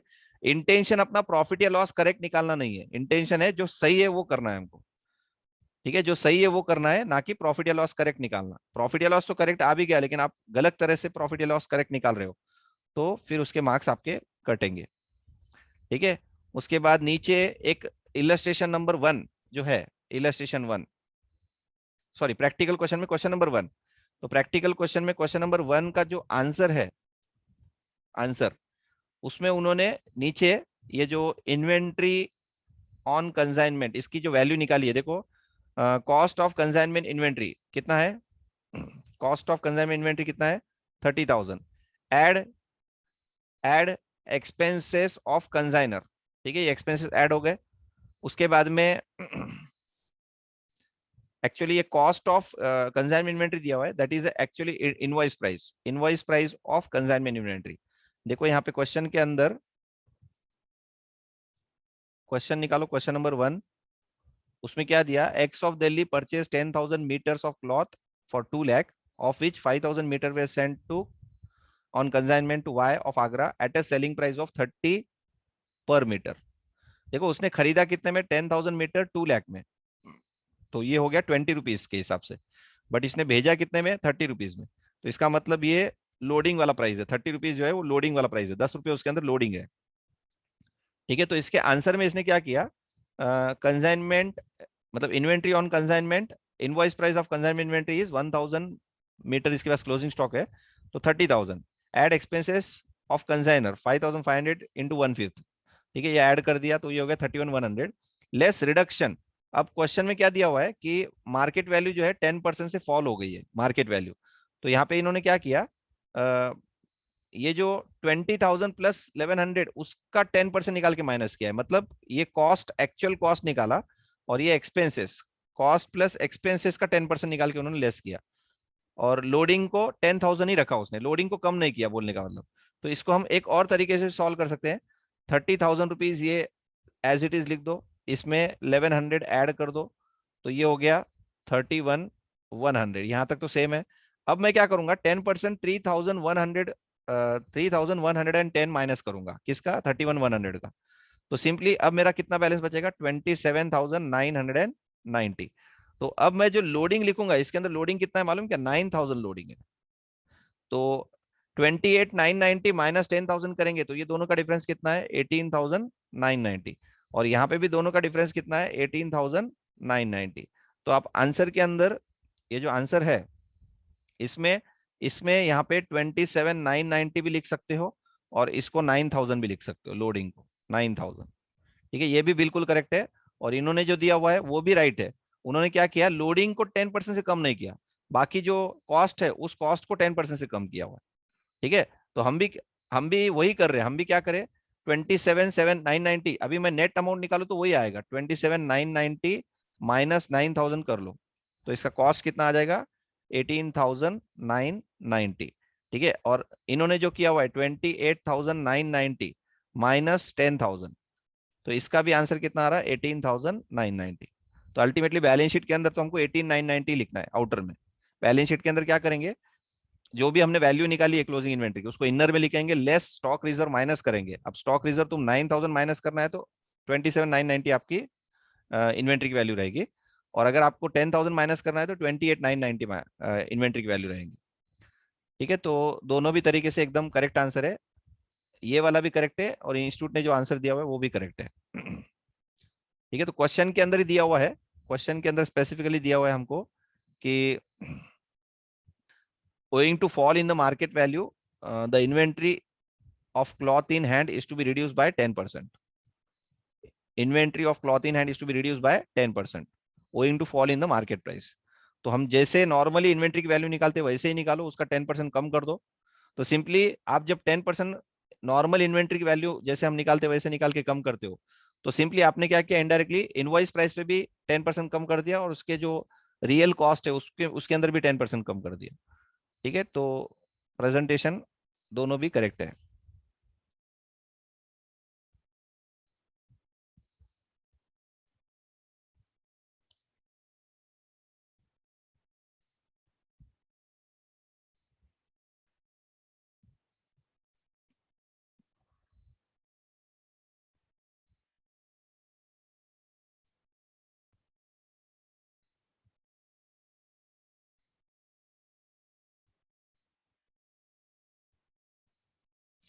ठीक है, तो अगर कंसाइनमेंट में स्पेसिफिकली किसी को कोई डाउट है तो पूछ सकता है। अ, मेरे हिसाब से अभी कंसाइनमेंट में आपको कमीशन कैलकुलेशन का थोड़ा पॉइंट जो है एग्जाम में हो सकता है कि थोड़ा सा उसमें कमीशन कैलकुलेशन में थोड़ा सा प्रॉब्लम क्रिएट करे। ठीक है, क्योंकि वो ऑलरेडी कंसाइनमेंट के अंदर एक अच्छा पॉइंट है, लेकिन अभी तक उन्होंने डिफिकल्टीज क्रिएट नहीं की है कमीशन कैलकुलेशन में। तो चैट बॉक्स में आप कुछ अगर कंसाइनमेंट से रिलेटेड क्वेश्चन है तो पूछ सकते हो।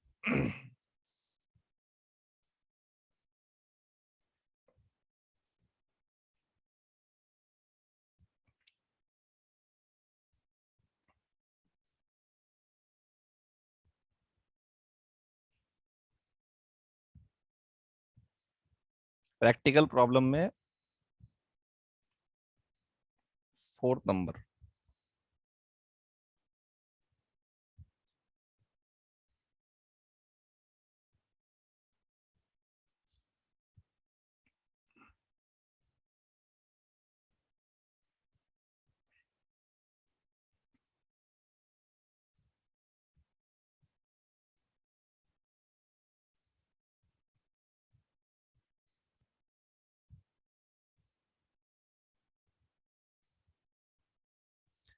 हाँ, ये जो थर्ड पैराग्राफ दिया हुआ है, on 5th of January 2020 A received a check from for the amount due from B and incurred bank charges 260 for the collecting the check.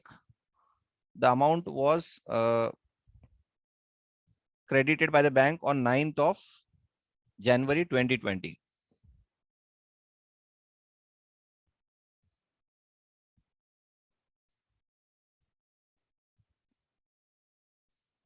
तो ये तो पॉइंट जो है, ये जो लास्ट सेंटेंस है, इसका बोलना है कि 5 जनवरी को हमने जो है चेक जो है बैंक में डिपॉजिट किया, ठीक है, और बैंक वालों ने 260 रुपीज कलेक्शन चार्जेस लगा दिए, बैंक वालों ने कलेक्शन चार्जेस लगाए, और बैंक वालों ने अमाउंट जो क्रेडिट किया ना हमको, ये जो चेक का अमाउंट कितना है, वो जो चेक का अमाउंट जो भी होगा, वो अमाउंट क्रेडिट बैंक वालों ने जो किया ना हमको, वो 9th of January को किया, 9 जनवरी को। ठीक है, तो ये जो 260 है, that is a financial expenses, actually bank charges जो है फाइनेंशियल एक्सपेंस है। तो अभी इन्होंने यहाँ पे कंसाइनमेंट में डेबिट किया है, लेकिन अगर मैं बोलूँ तो ये कंसाइनमेंट में डेबिट नहीं होना चाहिए, नीचे नोट लिखना चाहिए कि bank charges being a financial expenses it should be debited to P and L account, profit and loss में डेबिट होना चाहिए। लेकिन इन्होंने आंसर में अभी हमको, आंसर के अंदर हमको देखो, इन्होंने यहाँ पे डेबिट किया हुआ है bank charges, provision for expenses 260 बोल के, ठीक है। तो कंसाइनमेंट में डेबिट किया हुआ है, लेकिन ये जो डेबिट यहाँ पे हुआ है, इसको जाना चाहिए पी एंड एल अकाउंट में, तो नीचे नोट लिख देना, और ये 260 यहाँ डेबिट नहीं करना है। तो इससे क्या हो जाएगा, आपका आंसर 260 से इंक्रीज हो जाएगा, और ये करेक्ट आंसर क्या हो जाएगा, 21,000। ठीक है, तो इन्होंने नोट नहीं लिखा है, तो नीचे यहाँ पे नोट, अब जो आंसर है उसके हिसाब से अगर नोट लिखेंगे तो यहाँ पे क्या लिखना है, bank charges, bank charges, bank charges on collection of cheque is debited, is debited to consignment account, is debited to consignment account. Alternatively, alternatively, alternatively, one can debit it to profit and loss account directly. Then the answer will change accordingly. The profit will be 21,000। ठीक है, तो ये एक note लिख के हम इसको यहाँ पे फिलहाल में 260 को डेबिट किया है, इसके हिसाब से नोट लिखा है, तो नोट लिख के कर सकते हो। अदरवाइज यहाँ पे डेबिट मत करो, नोट ऐसा लिख दो कि पीएनएल में डायरेक्ट डेबिट कर दिया है, मतलब directly it will be debited to PNL account.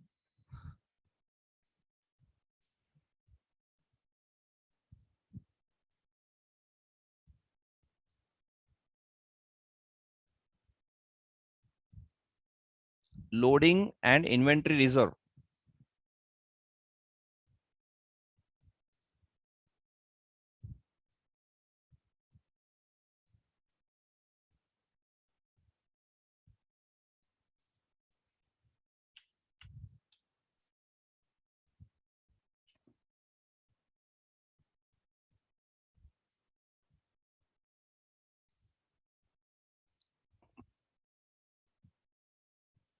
अभी कोई एग्जाम्पल का ही देख लेंगे हम पहले।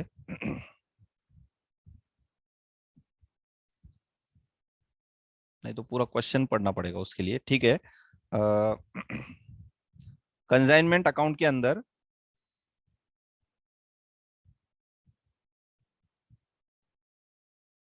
कंसाइनमेंट अकाउंट के अंदर अगर हम इनवॉइस प्राइस पे अकाउंटिंग करते हैं, तो एक तो ओपनिंग स्टॉक, जिसको हम कंसाइनमेंट स्टॉक बोल के लिखेंगे, जैसे यहाँ पे बाय कंसाइनमेंट इन्वेंट्री लिखते हैं, वैसे यहाँ पे टू कंसाइनमेंट इन्वेंट्री। ठीक है, तो यहाँ पे मैं टू कंसाइनमेंट इन्वेंट्री लिखूंगा, कंसाइनमेंट इन्वेंट्री।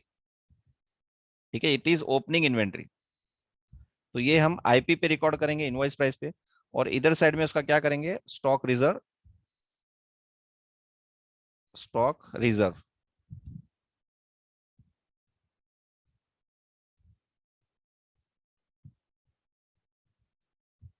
इसमें लोडिंग यहाँ पे रिवर्स कर देंगे। ठीक है, उसके बाद में कंसाइनर ने गुड्स भेजा, goods sent on consignment, goods sent to on consignment, और ये इनवॉइस प्राइस पे एंट्री हो जाएगी यहाँ पे, goods sent on consignment account. और इसकी लोडिंग रिवर्स एंट्री क्या होती है, by goods sent on consignment, इसका लोडिंग यहाँ पे रिवर्स किया जाएगा। ठीक है, उसके बाद में by goods sent on consignment, ये इनवॉइस प्राइस पे कंसाइनी ने कंसाइनर को माल वापस कर दिया, तो डेबिट साइड पे to goods sent on consignment account, यहाँ पे उसकी लोडिंग आ जाएगी। ठीक है, और क्लोजिंग स्टॉक जो रहेगा consignment inventory, by consignment inventory, by consignment inventory, ये इनवॉइस प्राइस पे हम इसकी वैल्यू निकाल के जो भी है यहाँ लिखेंगे, और डेबिट साइड पे लिखेंगे टू स्टॉक रिजर्व, उसकी लोडिंग यहाँ पे आ जाएगी। ठीक है, तो अब लिंक है, देखो इनवॉइस प्राइस का लोडिंग यहाँ पे लिख दिया, इनवॉइस प्राइस का लोडिंग यहाँ पे लिख दिया, इनवॉइस प्राइस का लोडिंग यहाँ पे लिख दिया, और ये इनवॉइस प्राइस का लोडिंग यहाँ पे लिख दिया, दो डेबिट पे दो क्रेडिट पे। ठीक है, अब इसकी वैल्यू कैसे निकालना है वो तो अपने हर क्वेश्चन में है। ठीक है, इसके अंदर क्या क्या हम कंसिडर करते हैं, बेसिक कॉस्ट। ठीक है, अगर इनवॉइस प्राइस पे तो इनवॉइस प्राइस, बेसिक कॉस्ट नहीं लिखेंगे, फिर हम invoice price of the closing inventory, तो invoice price of the closing inventory. और अगर कॉस्ट पे अकाउंटिंग कर रहे हैं तो बेसिक कॉस्ट, तो यहाँ पे बेसिक कॉस्ट लेंगे, add proportionate expense of consignor, proportionate expense of consignor. ठीक है, एक्चुअली ये वर्ड क्या है मालूम, क्या, proportionate non recurring expense of consignor, actually ऐसा लेना चाहिए। एक्सपेंसेस की जगह पे मैं क्या लिखूंगा, non recurring expense of the consignor, consignor.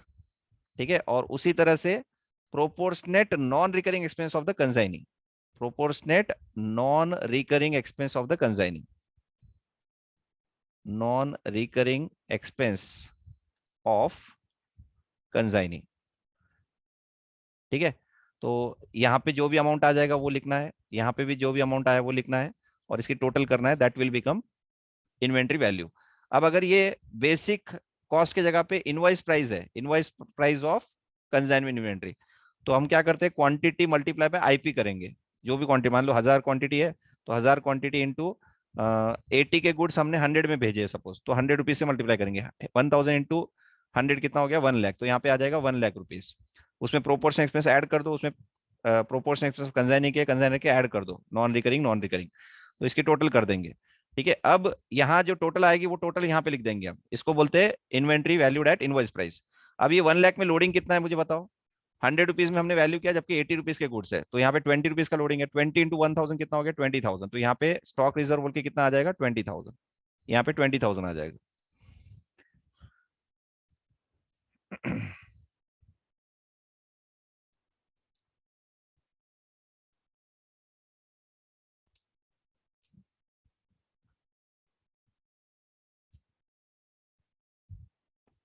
Provision for expenses क्यों बनाया हुआ है, ठीक है, एक्चुअली उन्होंने वर्ड लिखा है प्रोविजन फॉर एक्सपेंसेस।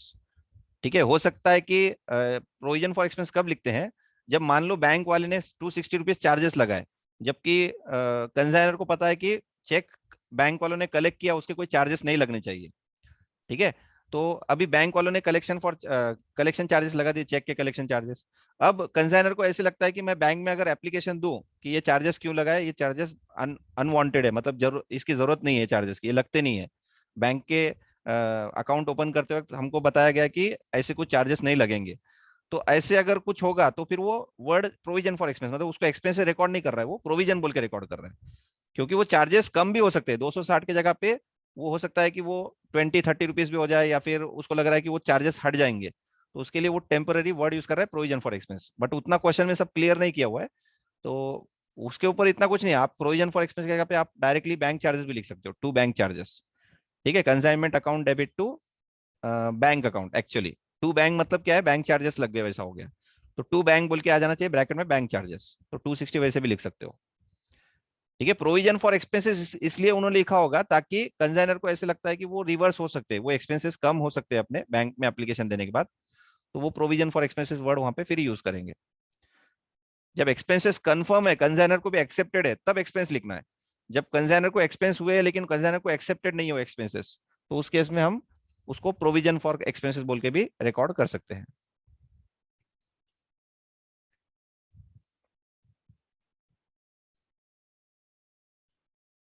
और किसी को कोई डाउट है क्या?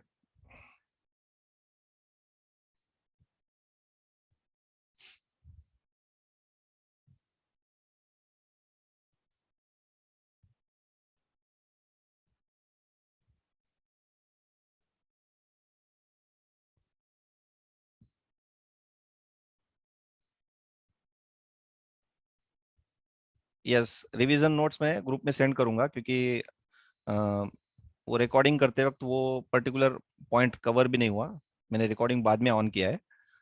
ठीक है, तो वो शीट मैं आपको ग्रुप में सेंड कर दूंगा।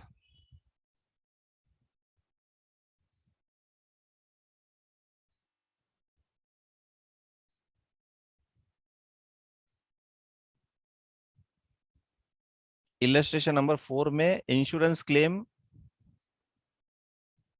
नहीं किया है, बट इलस्ट्रेशन नंबर 5 में क्लेम किया है। एक मिनट।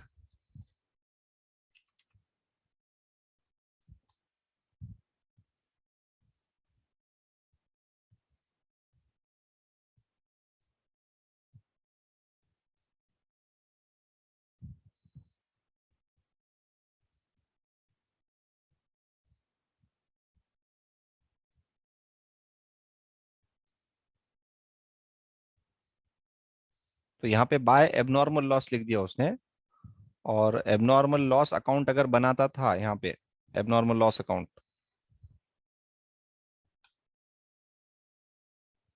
मान लो यहाँ पे एबनॉर्मल लॉस अकाउंट अगर प्रिपेयर करते थे, तो टू कंसाइनमेंट,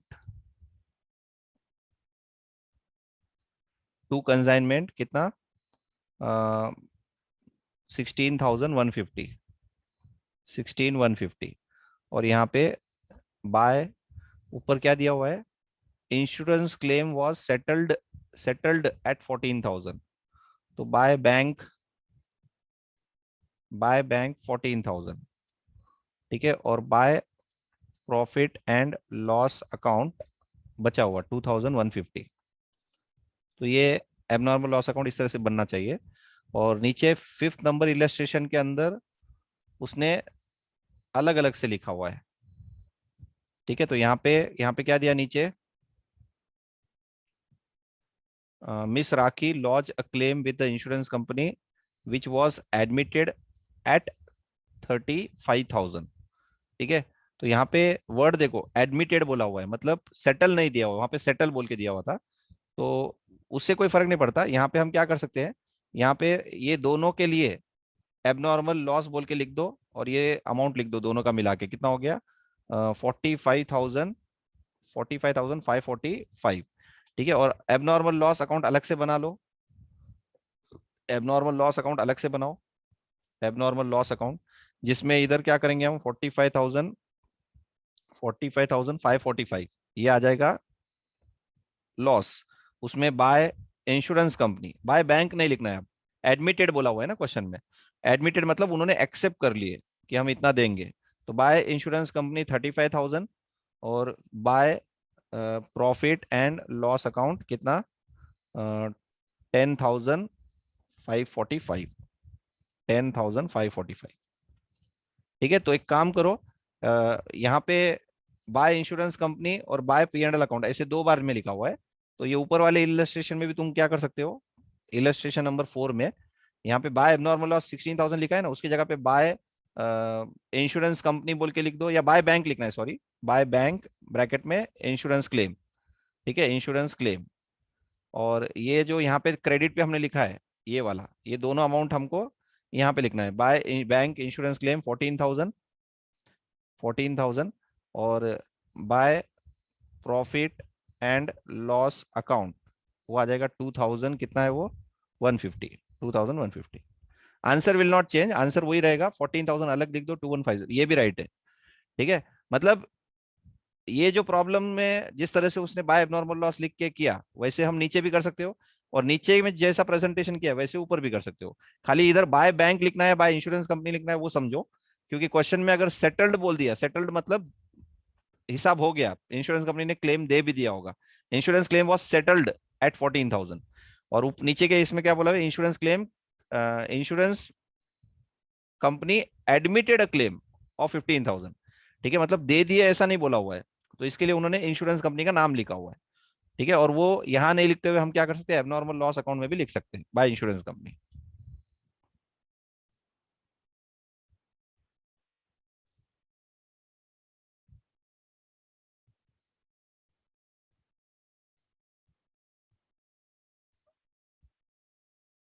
चैप्टर ऑप्शन में रख सकते हैं क्या?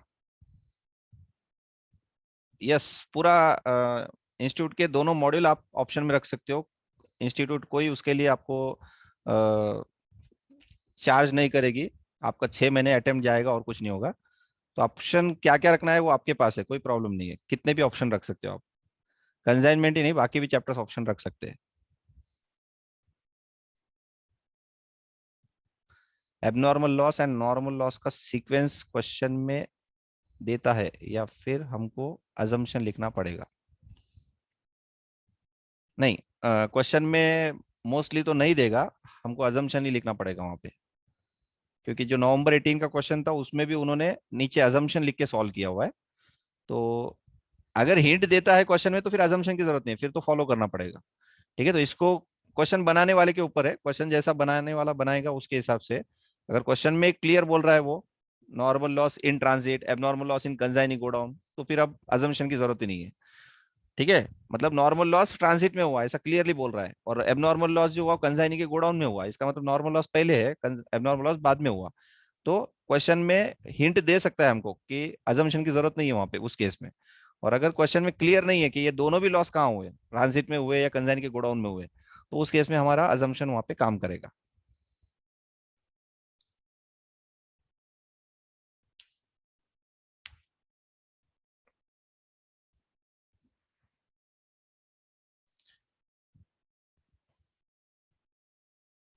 चलो ठीक है, अगर और कोई स्पेसिफिकली बाद में डाउट रहा तो कंसाइनमेंट में मुझे व्हाट्सएप पे पूछो आप।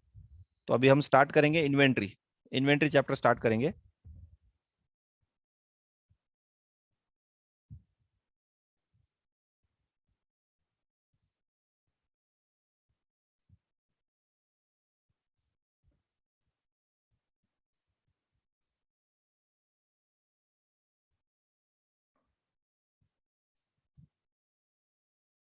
तो बच्चों सबसे पहले इन्वेंट्रीज चैप्टर के अंदर हमको जो चैप्टर में ओवरव्यू दिया हुआ है स्टार्टिंग में चार्ट फॉर्म में, उसमें टाइप्स ऑफ इन्वेंट्री दिया हुआ है। अगर मैन्युफैक्चरिंग कंसर्न है तो क्या क्या टाइप के इन्वेंट्रीज हो सकते हैं, और अगर ट्रेडिंग कंसर्न है तो क्या क्या टाइप की इन्वेंट्री हो सकती है। तो मैन्युफैक्चरिंग कंसर्न में आप देख रहे हो raw material, work in progress, ठीक है, finish goods, stores and spares, packing material, these are the inventories covered under the manufacturing concern. Manufacturing concern के अंदर इस टाइप के इन्वेंट्रीज हो सकते हैं, 5 टाइप्स के इन्वेंट्रीज। और अगर ट्रेडिंग कंसर्न है, मतलब जिनका काम है मार्केट से माल परचेस करना और प्रॉफिट ऐड करके सेल कर देना, उसके अंदर ट्रेडेड गुड्स या फिनिश गुड्स बोल सकते हैं हम, जिसको हम फिनिश गुड्स भी बोल सकते हैं। बस गुड्स लाया उसने, प्रॉफिट ऐड किया और सेल कर दिया। तो इन्वेंट्रीज ब्रॉडली 2 टाइप में है, मैन्युफैक्चरिंग, नॉन मैन्युफैक्चरिंग, जिसको ट्रेडिंग कंसर्न भी बोल सकते हैं। जो नॉन मैन्युफैक्चरिंग है उसमें ट्रेडेड गुड्स है, और मैन्युफैक्चरिंग कंसर्न में 5 टाइप्स के गुड्स है, raw material, work in progress, finish goods, stores and spheres and packing material. ठीक है, उसके बाद में inventory calculate, cost of inventory निकालने के इन्वेंट्री के जो फॉर्मूलेज है, जिसको इन्वेंट्री वैल्यूएशन टेक्निक्स बोला हुआ है। ठीक है, इन्वेंट्री वैल्यूएशन टेक्निक्स। ठीक है, कंफ्यूज मत होना, ये जो टर्म है इसका परपिचुअल और पीरियोडिक इन्वेंट्री सिस्टम से कोई लेना नहीं, वो इन्वेंट्री रिकॉर्ड सिस्टम है। ठीक है, स्टूडेंट्स को यहीं पे कंफ्यूज होता है कि वैल्यूएशन टेक्निक बोला कि उसने वो 2 पॉइंट लिख के आ गया, परपिचुअल और इन्वेंट्री। परपिचुअल और इन्वेंट्री वाला वो वाला नहीं है, वो वैल्यूएशन रिकॉर्ड टेक्निक नहीं है, वो क्या है, रिकॉर्ड सिस्टम है। तो इन्वेंट्री वैल्यूएशन वैल्यूएशन टेक्निक्स। तो यहाँ पे इन्होंने चार्ट को क्या किया है, दो ब्रॉड पार्ट में डिवाइड किया है, 2 पार्ट में डिवाइड किया है। कौन से? एक है हिस्टोरिकल कॉस्ट मेथड और एक है नॉन हिस्टोरिकल कॉस्ट मेथड। ठीक है, inventory valuation techniques are broadly divide into 2 categories, historical cost method और non historical cost method. Non historical cost method के अंदर 2 मेथड है, एडजस्टेड सेलिंग प्राइस मेथड, और एक उन्होंने दिया नहीं है लेकिन थ्योरी में पीछे दिया हुआ है, स्टैंडर्ड कॉस्ट मेथड। इसका एक्सप्लेनेशन भी दिया हुआ है। तो नॉन हिस्टोरिकल के अंदर 2 मेथड है, एडजस्टेड सेलिंग प्राइस मेथड और स्टैंडर्ड कॉस्ट मेथड। ठीक है, और हिस्टोरिकल कॉस्ट मेथड के अंदर अब ब्रॉडली 2 डिवाइड हो रहा है, inventory not ordinary interchangeable, inventory ordinary interchangeable, inventory not ordinarily interchangeable, inventory ordinary interchangeable. ठीक है, और इन्वेंट्री नॉट ऑर्डिनरी इंटरचेंजेबल में स्पेसिफिक आइडेंटिफिकेशन मेथड, एक ही मेथड है, स्पेसिफिक आइडेंटिफिकेशन मेथड। और इन्वेंट्री ऑर्डिनरी इंटरचेंजेबल के अंदर इन्होंने 3 मेथड दिए हुए, लेकिन पीछे मॉड्यूल के अंदर 4 मेथड मेंशन किए हुए, FIFO method, LIFO method, weighted average method और simple average method. FIFO method, LIFO, first in first out, last in first out, weighted average price method और सिंपल एवरेज प्राइस मेथड। बच्चों inventory not ordinary interchangeable, not ordinary interchangeable के अंदर एक ही method है, specific identification method. ठीक है, तो ये जो चार्ट है, इस चार्ट के बेसिस पे आपको ट्रू और फॉल्स के क्वेश्चन बन सकते हैं कि कौन सा मेथड किस हेड में आता है। मतलब ऐसा दे देगा वो कि specific identification method are covered under non historical cost method, तो आपको ट्रू और फॉल्स में आंसर देना है। तो ये जो चार्ट है इसको आपको अच्छे से लर्न करके रखना है, लर्न करके रख लो अच्छे से। एक बार ट्रू और फॉल्स आ चुका है इसके ऊपर, कोई एग्जाम में आया था जहां पे उन्होंने क्या किया, इस चार्ट के बेसिस पे क्वेश्चन पूछा था, तो आपको आंसर इतना ही देना था कि वो स्पेसिफिक आइडेंटिफिकेशन मेथड जो है ना, वो नॉन हिस्टोरिकल कॉस्ट मेथड में नहीं आता है, वो हिस्टोरिकल कॉस्ट मेथड में आता है, और वो भी which are covered under inventory not ordinary interchangeable. Inventory not ordinary interchangeable में स्पेसिफिक आइडेंटिफिकेशन मेथड है, और इन्वेंट्री ऑर्डिनरी इंटरचेंजेबल में फीफो, लीफो, वेटेड एवरेज और सिंपल एवरेज। ठीक है, अब यहाँ पे मैं आपको जो पॉसिबल क्वेश्चंस, मतलब ये जो स्पेसिफिक आइडेंटिफिकेशन मेथड है, ये 4 मार्क्स के लिए आपको क्वेश्चन नंबर 1 में आ सकता है। फीफो मेथड 4 मार्क्स के लिए फर्स्ट क्वेश्चन में आ सकता है। लीफो मेथड फर्स्ट क्वेश्चन में 4 मार्क्स के लिए पॉसिबल है, और वेटेड एवरेज मेथड 4 मार्क्स के लिए पॉसिबल है, सिंपल एवरेज नहीं आएगा। ठीक है, उसके बाद में adjusted selling price method, that is also possible 4 marks, उससे ज्यादा मार्क्स उसके नहीं मिलेंगे, मतलब उसके ज्यादा मार्क्स उसको अलॉट भी नहीं होते, बिकॉज वो सिंपल क्वेश्चन है बहुत। ठीक है, और अब जो फिजिकल इन्वेंट्री टेकिंग वाले जो क्वेश्चंस है, जो मैक्सिमम मॉड्यूल के अंदर डिफिकल्ट क्वेश्चन वही है, तो वो क्वेश्चंस आपको 6 मार्क्स 8 मार्क्स तक पॉसिबल है। ठीक है, इन्वेंट्री चैप्टर जो है ज्यादा मार्क्स के लिए एग्जाम में नहीं आता है, 10 to 12 मार्क्स के लिए नहीं आएगा, हार्डली 6 मार्क्स 8 मार्क्स, बहुत हो गया तो ज्यादा से ज्यादा 10 मार्क, उससे ज्यादा नहीं आएगा। ठीक है, तो ये जो भी मैंने बताया अभी, specific identification method, FIFO, LIFO, weighted average, adjusted selling price method, ये सभी मेथड्स को 4 मार्क के लिए एग्जाम में क्वेश्चन पॉसिबल है। जैसे मैंने डेप्रिसिएशन में बताया था आपको कि वो सम ऑफ ईयर डिजिट मेथड, उसके बाद में machine our method, production unit method, depletion method, ये जो क्वेश्चन टॉपिक्स है, इस पे 4 मार्क्स के क्वेश्चन पॉसिबल है। 4 मार्क्स का क्वेश्चन ही पॉसिबल है, उससे ज्यादा क्वेश्चन मार्क्स उसके लिए नहीं आएंगे। तो आपको ये पूरे मेथड्स अच्छे से करने हैं, ताकि अगर क्वेश्चन नंबर 1 में 4 मार्क्स के लिए क्वेश्चन पूछा तो आपको उसमें आउट ऑफ मार्क्स मिलने चाहिए। ठीक है, उसके बाद में basis of inventory valuation. Inventory valuation का एक रूल है, गोल्डन रूल।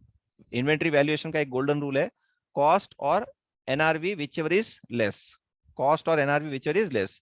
और ये जो रूल है ना, ये कंजर्वेटिज्म कॉन्सेप्ट से आया हुआ है, कंजर्वेटिज्म। ठीक है, कंजर्वेटिज्म कॉन्सेप्ट के हिसाब से हम ये वैल्यूएशन करते हैं, कॉस्ट और NRV whichever is less. ठीक है, तो ये ट्रू और फॉल्स में एक क्वेश्चन है उसके ऊपर, तो याद रखना, ये जो कॉस्ट और NRV whichever is less है, ये which according to which concept inventory is valued at cost or NRV whichever is less. So according to conservatism concept, inventory is valued at cost or NRV whichever is less. Now what is inventory? Inventory का definition क्या है? Inventories are the asset. Inventory क्या है? It is an asset. Inventory business के लिए क्या है? Asset. Held for sale in the ordinary course of business. तो इन्वेंट्री एक असेट है जो ऑर्डिनरी कोर्स ऑफ बिजनेस में बेचने के लिए लाया हुआ है, या तो in the process of production of such sale. इसके लिए मैं एग्जांपल दूंगा, directly traded goods, finished goods, traded goods बोल सकते हैं हम, फिनिश्ड गुड्स बोल सकते हैं इसको। ठीक है, held for sale in the ordinary course of business, traded goods या फिनिश्ड गुड्स, फिनिश्ड गुड्स। ठीक है, in the process of production of such sale, that is work in progress. Work in progress को हम बोलेंगे process of production of such sale, और for consumption in the production of goods और services for sale, including maintenance supplies and consumables other than machinery spares, servicing equipments and standby equipment। तो ये जो पूरा paragraph है, ये जो पूरा मीनिंग उसका पैराग्राफ दिया हुआ है, तो इसमें मैंने क्या किया, इसको चार्ट फॉर्म में बनाया हुआ है यहाँ पे। ठीक है, यहाँ पे मैं आपको बताऊंगा इसको, हाँ ये वाला कॉस्ट ऑफ इन्वेंट्री के अंदर क्या क्या इंक्लूड करना है, क्या क्या एक्सक्लूड करना है, इन्वेंट्री के अंदर क्या क्या इंक्लूड करना है और क्या क्या इंक्लूड एक्सक्लूड करना है। All cost of purchases, purchase price, non refundable duties and taxes. याद है ये प्रॉपर्टी प्लांट एंड इक्विपमेंट के अंदर भी हमने यही देखा था, सेम यही सेम पॉइंट देखा था, वहां पे भी है ना, प्रॉपर्टी प्लांट एंड इक्विपमेंट का जब कॉस्ट निकालते हैं तो purchase price, non refundable duties and taxes, freight inward, ठीक है, अदर एक्सपेंसेस डायरेक्टली एट्रीब्यूटेबल। तो ये सेम टू सेम पॉइंट है प्रॉपर्टी प्लांट एंड इक्विपमेंट के लिए भी। उसके बाद कॉस्ट ऑफ कन्वर्जन, मतलब आप अगर कुछ रॉ मटेरियल लाते हो और उसको कन्वर्ट करते हो तो उसके अंदर डायरेक्ट लेबर आपको इंक्लूड करना है, डायरेक्ट लेबर, और systematic allocation of fixed and variable overheads, ठीक है, मतलब आपके जो ओवरहेड्स है, ओवरहेड्स मतलब इनडायरेक्ट एक्सपेंस ऑफ फैक्ट्री, तो वो पूरे इनडायरेक्ट एक्सपेंस ऑफ फैक्ट्री जो है वो भी आपको इंक्लूड करना है सिस्टमेटिकली। उसके बाद में अदर कॉस्ट, अदर कॉस्ट के अंदर क्या आएगा, एडमिनिस्ट्रेटिव ओवरहेड्स। देखो एडमिनिस्ट्रेटिव ओवरहेड इधर भी है और इधर भी है, एक्सक्लूड के अंदर भी है और इंक्लूड के अंदर भी है। तो एडमिनिस्ट्रेटिव ओवरहेड्स कौन से, if incurred to bring the inventory to PCPL, present condition present location. अगर एडमिनिस्ट्रेटिव ओवरहेड्स इंकर्ड कर रहे हैं हम, जो कि इन्वेंट्री को प्रेजेंट कंडीशन प्रेजेंट लोकेशन के लिए हमने लाने के लिए हमने ये इंकर्ड किए हुए, तो वो इंक्लूड करना है हमको, ठीक है। और एक्सक्लूड के अंदर क्या क्या है देखो, trade discount, rebate, duty drawback, ये एक्सक्लूड कर रहा है, ऑलवेज हमको क्या करना है, कॉस्ट ऑफ इन्वेंट्री में से उसको निकालना है। Trade discount, rebate, duty drawback, interest and borrowing cost. देखो इंटरेस्ट एंड बोरोइंग कॉस्ट कभी भी इन्वेंट्री के कॉस्ट में इंक्लूड नहीं होगा, ठीक है, लेकिन उसका एक एक्सेप्शन है।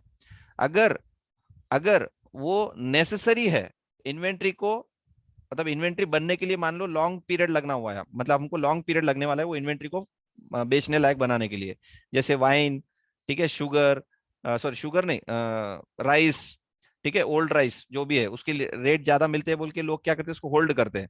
तो अगर आपने कुछ ऐसी इन्वेंट्री जो आपको आपके पास स्टॉक में रखना है, उसके बाद उसको फिनिश गुड्स बनने के बाद बेचना है, मतलब उसको एक पीरियड के लिए रखना पड़ेगा आपको, तो उससे रिलेटेड अगर इन्वेंट्री और बोरिंग कॉस्ट है तो वो इंक्लूड कर सकते हैं, तो उसका एक एक्सेप्शन भी है। तो नॉर्मल बोलेंगे तो interest and borrowing cost is always excluded. उसके बाद में abnormal amount of material, labour, overheads, किसी भी टाइप का एबनॉर्मल मटेरियल, लेबर, ओवरहेड्स हम कॉस्ट ऑफ इन्वेंट्री में इंक्लूड नहीं करेंगे। स्टोरेज कॉस्ट कभी इंक्लूड नहीं करेंगे अनलेस इट इज नेसेसरी। अगर इन्वेंट्री को नेसेसरी है वो स्टोरेज कॉस्ट तो फिर इंक्लूड करना है, अदरवाइज एक्सक्लूड करना है। एडमिनिस्ट्रेटिव ओवरहेड ऑलवेज एक्सक्लूड करना है, selling and distribution cost always exclude करना है, एडवर्टाइजमेंट वगैरह, ठीक है। तो ये जो 5th number, 6th number, 7th number, 8th number point है, तो ये मॉड्यूल के अंदर आपको नीचे यहाँ पे exclusions, exclusions from cost of inventory बोल के दिया हुआ है। Abnormal amount of waste material, labour, production overheads, storage cost, unless those costs are necessary in the production process prior to the further production stage. Administrative overhead, ठीक है, administrative overhead कौन से exclude करना है, that do not contribute to bring the inventory to the present location and condition. And selling and distribution overheads, selling and distribution cost. तो इसको आप important लिख के रख लो, 4 मार्क्स का पॉसिबल क्वेश्चन है ये वाला भी। Which cost to be excluded while valuing the cost of inventory, कौन से एक्सपेंसेस ऐसे हैं जिसको ऑलवेज हम एक्सक्लूड करते हैं कॉस्ट ऑफ इन्वेंट्री की वैल्यूएशन के अंदर। तो आपको ये 4 पॉइंट लिखने पड़ेंगे 4 मार्क्स के लिए, ठीक है। Abnormal amount of material, labour and overheads, storage cost, administrative overheads and selling and distribution overheads, ठीक है। इसके अलावा भी और भी ऐड कर सकते हो उसके अंदर, interest and borrowing cost, generally not included in cost of inventory. However, in some circumstances where the production process is longer and it required to carry the inventory for long period, wine, rice, timber, it may be appropriate to consider the interest and borrowing cost also part of the cost of inventory. तो एक exception दिया हुआ है, लेकिन हम exception याद नहीं रखेंगे, हमको खाली ये याद रखना है, ठीक है। अगर क्वेश्चन ऐसा आता है कि interest and borrowing cost is always excluded from cost of inventory, the answer will be false. Answer will be false because we have to write the reason, this one. In some circumstances where the production process is longer and it is required to carry inventory for a longer period, wine and rice, timber, etc., it may be appropriate to consider the interest and borrowing cost as also part of cost of inventory, ठीक है। तो ये जो पूरा का पूरा page है, page number 4.4, page number 4.4 पूरा का पूरा जो है, आपको मैं बोलूंगा कि आपने पढ़ना है अच्छे से और उसका चार्ट फॉर्म में बना के रखना है, क्योंकि ये ट्रू और फॉल्स के अंदर कुछ भी क्वेश्चन इसमें बन सकता है, कुछ भी बना सकते हैं ट्रू और फॉल्स के अंदर। तो एक आधा ट्रू और फॉल्स इसमें से बन गया और आपने ये अच्छे से पढ़ा हुआ नहीं है, तो फिर आपको उसका आंसर देने नहीं आएगा, ठीक है। तो क्या क्या इंक्लूड करना है, क्या क्या एक्सक्लूड करना है, वो पूरे पॉइंट्स तो ये मेरे पास चार्ट फॉर्म में बना के रखा हुआ है, तो ये भी मैं आपको होना तो शेयर कर लूंगा बाद में, ठीक है। उसके बाद में inventory record system, inventory record system, तो इन्वेंट्री रिकॉर्ड सिस्टम 2 है, एक है पीरियोडिक इन्वेंट्री सिस्टम और एक है परपिचुअल इन्वेंटरी सिस्टम, और इसका प्रॉपरली हमको डिस्टिंक्शन बिटवीन दिया हुआ है।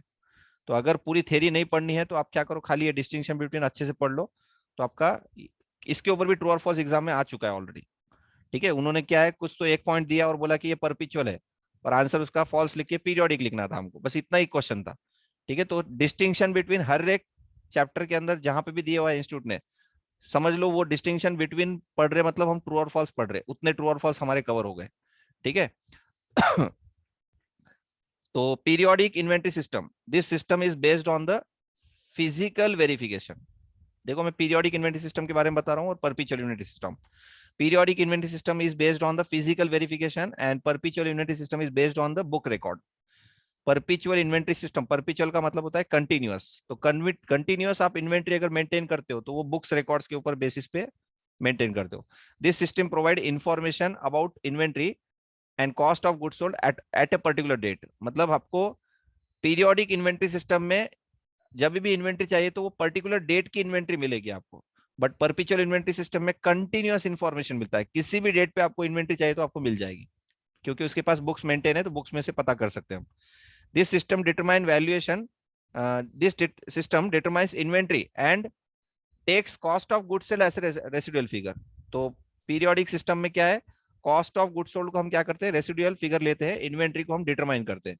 बट ये परपिचुअल में क्या उल्टा है पूरा, it determines directly cost of goods sold and computes inventory as a balance sheet figure। यहाँ पे इन्वेंट्री को हम काउंट करते हैं, कॉस्ट ऑफ गुड्स सोल्ड को बैलेंस शीट फिगर लेते हैं। यहाँ पे कॉस्ट ऑफ गुड्स सोल्ड हम डिटरमाइन करते हैं और बैलेंस शीट फिगर लेते हैं इन्वेंट्री को। ठीक है, cost of goods sold include loss of goods, cost of goods sold include loss of goods, जो चीज हमने बैलेंस शीट फिगर ली है, जैसा पीरियोडिक सिस्टम में हमने क्या बैलेंस शीट फिगर लिया है, कॉस्ट ऑफ गुड्स सोल्ड को, तो उसी के अंदर लॉस ऑफ गुड्स इंक्लूड हो जाता है। बट परपिचुअल इन्वेंटरी सिस्टम में हमने क्लोजिंग स्टॉक को बैलेंसिंग फिगर लिया है, तो closing stock includes loss of goods. ठीक है, under this method inventory control is not possible. Periodic inventory system में कंट्रोल पॉसिबल नहीं है, बट परपिचुअल इन्वेंट्री सिस्टम में control is possible, control can be exercised. This system is simple and less expensive. Periodic system is simple and less expensive. Perpetual inventory system is costlier. It is a costlier method. Periodic system require closure of business for the counting of inventory. तो जब भी आपको periodic inventory system में inventory count करनी है तो आपको business को क्या करना पड़ेगा, क्लोज करना पड़ेगा। बट परपिचुअल इन्वेंट्री सिस्टम में बिजनेस को क्लोज करने की जरूरत नहीं है, without affecting the operation of the business. तो ये पॉइंट्स को आपको बार बार पढ़ना है, ताकि अगर एग्जाम में पीरियोडिक और परपिचुअल का डिस्टिंक्शन बिटवीन आ जाए या ट्रू और फॉल्स पूछ ले तो आपको इसका आंसर देने आना चाहिए। तो ये पूरे डिस्टिंक्शन एकदम आपके क्लियर होने चाहिए।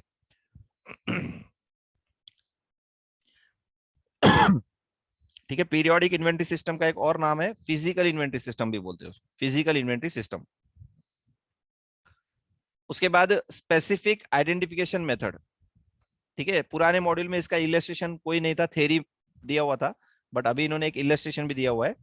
तो what is specific identification method, ये हिस्टोरिकल कॉस्ट मेथड के अंदर इन्वेंट्री नॉट इंटरचेंजेबल के हेड में आएगा, इन्वेंट्री नॉट इंटरचेंजेबल। ठीक है, pricing under this method is based on the actual physical flow of goods. Pricing under this method is based on the actual physical flow of goods. It attributes specific cost to identify the goods and requires keeping different lots purchased separately to identify the lot out of which inventory is left. The historical cost of such specific purpose inventory may be determined on the basis of their specific purchase price or production cost. This method is generally used to ascertain the cost of inventory of items that are not ordinarily interchangeable and their value is high, like expensive medical equipments, otherwise it required the use of FIFO method. तो बच्चों ये theory में तो इतना clearly समझ में नहीं आएगा, लेकिन ये प्रैक्टिकल एग्जांपल देके उन्होंने बहुत अच्छे से स्पेसिफिक आइडेंटिफिकेशन मेथड को एक्सप्लेन किया है। तो मान लो एक सुरेखा लिमिटेड एक कंपनी है जिनके पास 3 प्रोडक्ट है PQR, which are neither similar nor interchangeable. मतलब PQR प्रोडक्ट जो है वो एकदम डिफरेंट है, तीनों भी अलग अलग प्रोडक्ट है। At the end of financial year, the historical cost and NRV of the item of closing inventory are given below. Determine the value of closing stock. तो हमको क्वेश्चन में क्या किया, PQR प्रोडक्ट दिया है, उसका हिस्टोरिकल कॉस्ट दिया है इन लैक्स और NRV दिया हुआ है रुपीज इन लैक्स। P का अलग से दिया हुआ है, Q का अलग से दिया हुआ है और R का अलग से दिया हुआ है। और एग्जाम में क्या करेगा, इसकी टोटल करके भी दे देगा आपको। ठीक है, मतलब 38 प्लस 29 प्लस 17 ये हो गया 84। ठीक है, और ये साइड में कितना है 42, 42 प्लस 29 प्लस 14, ये हो गया 85। तो आपके हिसाब से क्या होनी चाहिए इन्वेंट्री वैल्यू, कॉस्ट और market value which is less, तो 84 पे वैल्यू हो जाना चाहिए। लेकिन अगर आप 84 पे वैल्यू करोगे टोटल करके तो आंसर क्या हो जाएगा, रॉन्ग। क्योंकि inventory are to be valued at lower of cost और NRV, inventory are usually return down to NRV item by item basis. आपको पी का अलग से कॉस्ट और एनआरवी चेक करना है, क्यू का अलग से कॉस्ट और एनआरवी चेक करना है, आर का अलग से कॉस्ट और एनआरवी चेक करना है, विच एवर इज लेस तीनों को अलग अलग अप्लाई करके फिर टोटल करनी है। जैसे देखो 38 और 42, विच एवर इज लेस कौन सा है 38, तो 38 सामने लिख दिया। उसके बाद 29 29 दोनों जगह सेम है तो 29, 17 और 14 विच एवर लेस के साथ 14 आना चाहिए तो 14। अब ये तीनों की टोटल करेंगे, that is a correct cost of inventory. 81 यहाँ पे कॉस्ट ऑफ इन्वेंट्री है। तो इसको बोलते हैं स्पेसिफिक आइडेंटिफिकेशन मेथड। मतलब आपने क्या किया, स्पेसिफिकली हर इन्वेंट्री को आइडेंटिफाई किया, उसका कॉस्ट निकाला, उसका एनआरवी निकाला, और इंडिविजुअली उनको कॉस्ट और एनआरवी के हिसाब से उनकी वैल्यूएशन की। तो cost NRV item by item तुमको क्या करना है, कॉस्ट और एनआरवी का रूल अप्लाई करना है, टोटल करके कभी भी नहीं करना है। ठीक है, तो ये है स्पेसिफिक आइडेंटिफिकेशन मेथड। उसके बाद FIFO method, first in first out, full form है फर्स्ट इन फर्स्ट आउट। तो ये 4 मार्क्स के लिए छोटे छोटे क्वेश्चन एग्जाम में आ सकते हैं। तो यहाँ पे जो इलस्ट्रेशन हमको दिए हुए हैं इलस्ट्रेशंस, तो वो इलस्ट्रेशंस आप अच्छे से कर लो। एग्जाम में छोटा इलस्ट्रेशन बना के देगा वो 4 मार्क्स के लिए। ठीक है, और इसका फॉर्मेट भी याद रहना चाहिए आपको कि किस फॉर्मेट में हम इसका सॉल्यूशन करते हैं। तो this assumption is in line with the good business practices to disposing goods in the order of their acquisition, especially in case of perishable goods and the items with frequent technology changes। तो ये line का meaning क्या है कि ये जो FIFO method है वो हर बिजनेस के अंदर बाय डिफॉल्ट फॉलो होता है। फीफो मेथड किसी भी बिजनेसमैन को क्या लगता है कि हमारे पास जो पहले खरीदा हुआ माल है वो चले जाना, और नया खरीदे हुआ माल जो है वो हमारे पास स्टॉक में रहना चाहिए। ठीक है, अगर नया खरीदे वाला अगर हम बेचते जाएंगे तो पुराने वाला क्या हो जाएगा, एक्सपायर हो जाएगा, या तो फिर डैमेज हो जाएगा, खराब हो जाएगा। ठीक है, तो जनरली हर बिजनेस के अंदर जो है फीफो मेथड ही फॉलो होता है। तो it is a good business practice, यहाँ पे दिया हुआ है with a good business practice to disposing goods in order of their acquisition. तो जिस ऑर्डर में हमको एक्वायर होता है, मतलब हम खरीदते हैं, उसी ऑर्डर में हम क्या करते हैं, उसको निकाल देते हैं। जैसे बहुत सारे पेरिशेबल गुड्स होते हैं, तो पेरिशेबल गुड्स तो फीफो मेथड ही फॉलो करते हैं, पहले वाला बेच दो, नया वाला रखो। And items like frequent techno, हाँ ऐसे भी, ऐसे बिजनेस के अंदर जो आइटम्स है जो टेक्नोलॉजी के वजह से चेंजेस होते रहते हैं, तो पुराना वाला पहले निकाल दो। अगर टेक्नोलॉजी चेंज होगी तो पुराना वाला कोई परचेज ही नहीं करेगा। ठीक है, तो फीफो मेथड। उसके बाद last in first out, LIFO method, last in first out.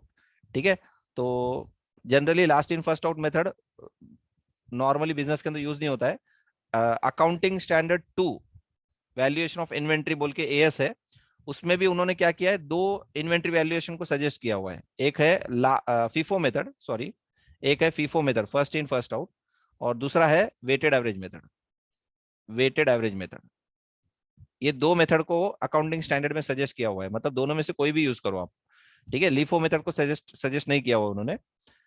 तो इसका भी एक बार सॉल्यूशन देख लेना। लीफ, ये फॉर्मेट देख लो, डेट, रिसीट, उसके अंदर 3 column, quantity rate amount, issue के अंदर 3 कॉलम, क्वांटिटी रेट अमाउंट, और बैलेंस के अंदर 3 कॉलम। ठीक है, और एक आधा एग्जांपल तीनों मेथड से सॉल्व कर लेना, तीनों नहीं चारों मेथड से, फीफो, लीफो, वेटेड एवरेज और सिंपल एवरेज। ठीक है, सिंपल एवरेज का भी इन्होंने यहाँ पे ऊपर चार्ट में तो नहीं दिया था, लेकिन उन्होंने यहाँ पे उसका पैराग्राफ दिया हुआ है, मीनिंग भी दिया हुआ है। Simple average price for computing value of inventory is very simple approach. All the different prices are added together and then divide by the number of price।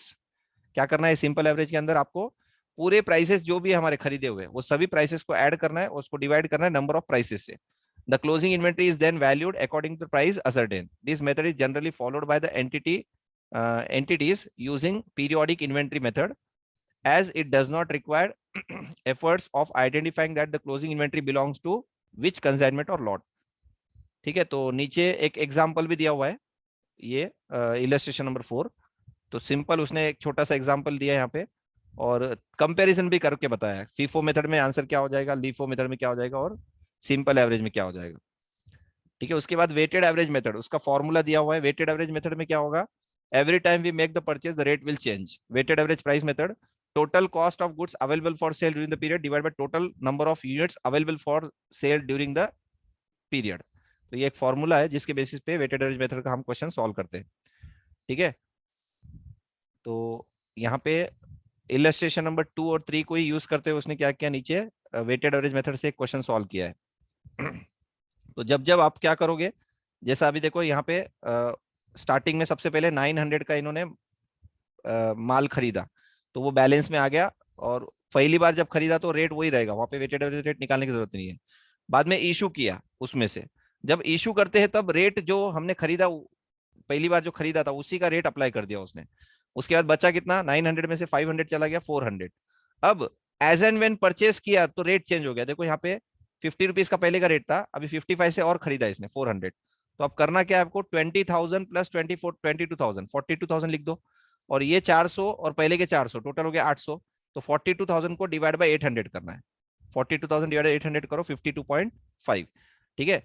अब क्या करना है, जब हमने 300 खरीदा, 300 और खरीदा, तो आपको क्या करना है, पहले का हमारे पास 800 क्वांटिटी है प्लस 52.5, ये तो हो गया पहले का पूरा 42,000, ठीक है। प्लस अभी कितना खरीदा हमने, 16,500 का, ठीक है, डिवाइड बाय पहले की क्वांटिटी प्लस खरीदे वाली क्वांटिटी 800 प्लस 300।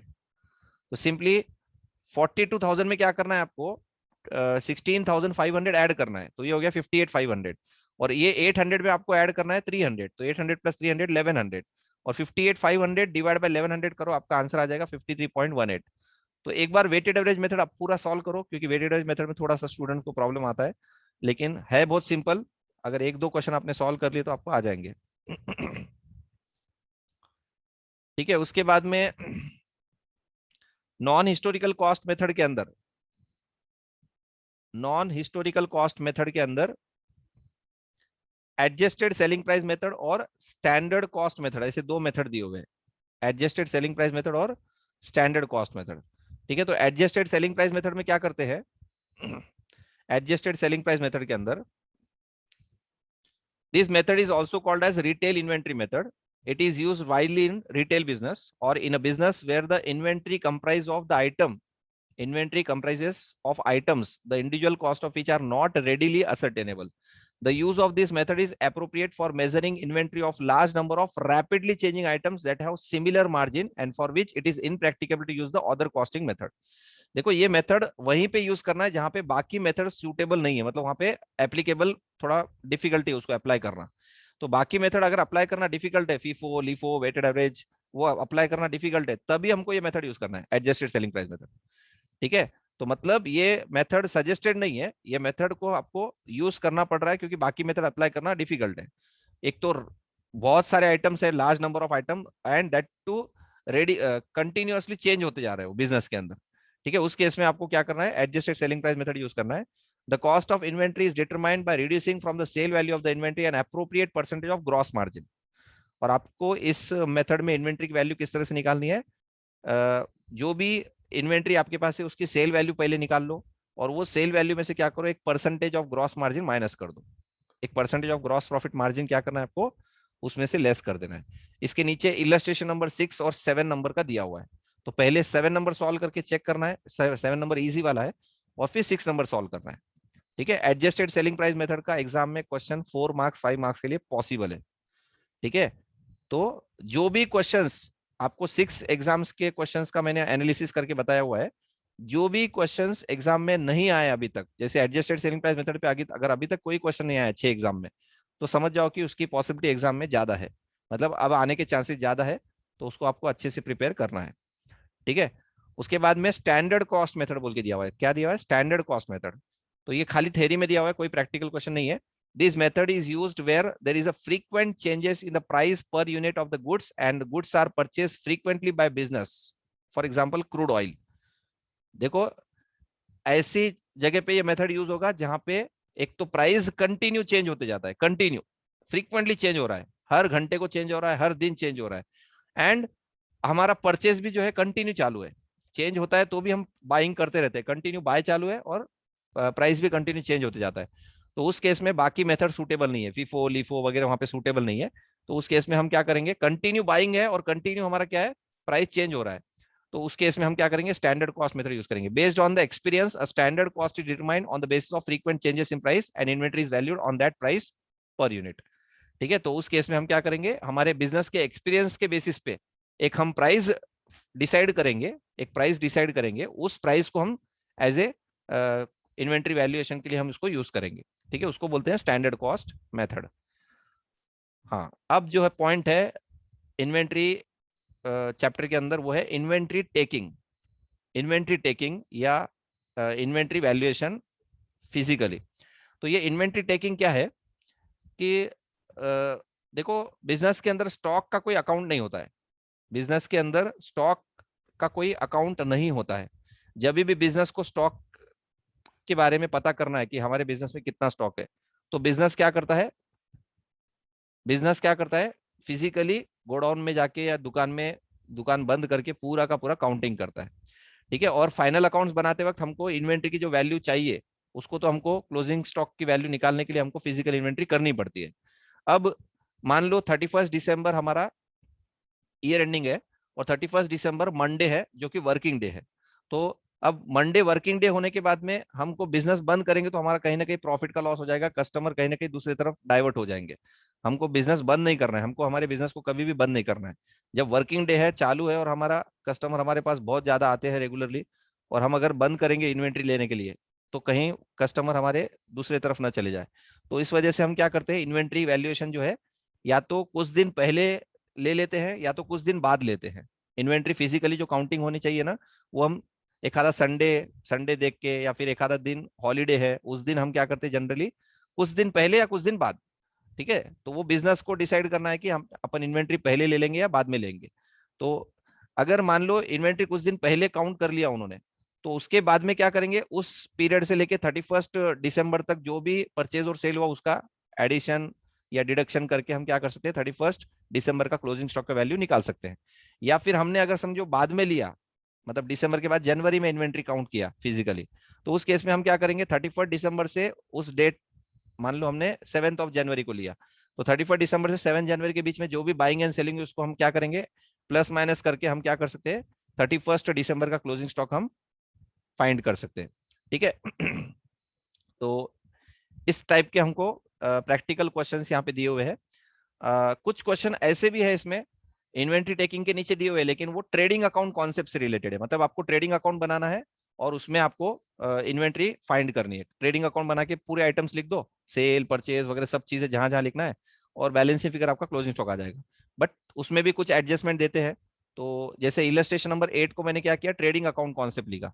मतलब उसमें ट्रेडिंग अकाउंट बना के आप क्या कर सकते हो, आपकी इन्वेंट्री की वैल्यू निकाल सकते हो। निकालना तो इन्वेंट्री वैल्यू है, लेकिन बाय प्रिपेयरिंग ट्रेडिंग अकाउंट या with the concept of trading account, trading account के कंसेप्ट्स के बेसिस पे हमको क्या करना है, उसका इन्वेंट्री वैल्यूएशन निकालना है।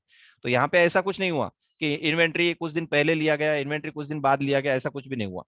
ठीक है, तो इसको लिख लो आप, इलस्ट्रेशन नंबर 8 को, trading account concept, trading account.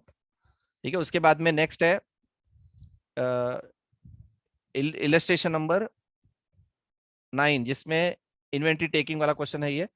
हाँ बच्चों, अभी इन्वेंट्री टेकिंग के अंदर ध्यान से सुनना, मैं जो बता रहा हूँ अभी, इन्वेंट्री टेकिंग जो होती है, मतलब जो कुछ दिन पहले या कुछ दिन बाद में हम इन्वेंट्री लेते हैं फिजिकली, तो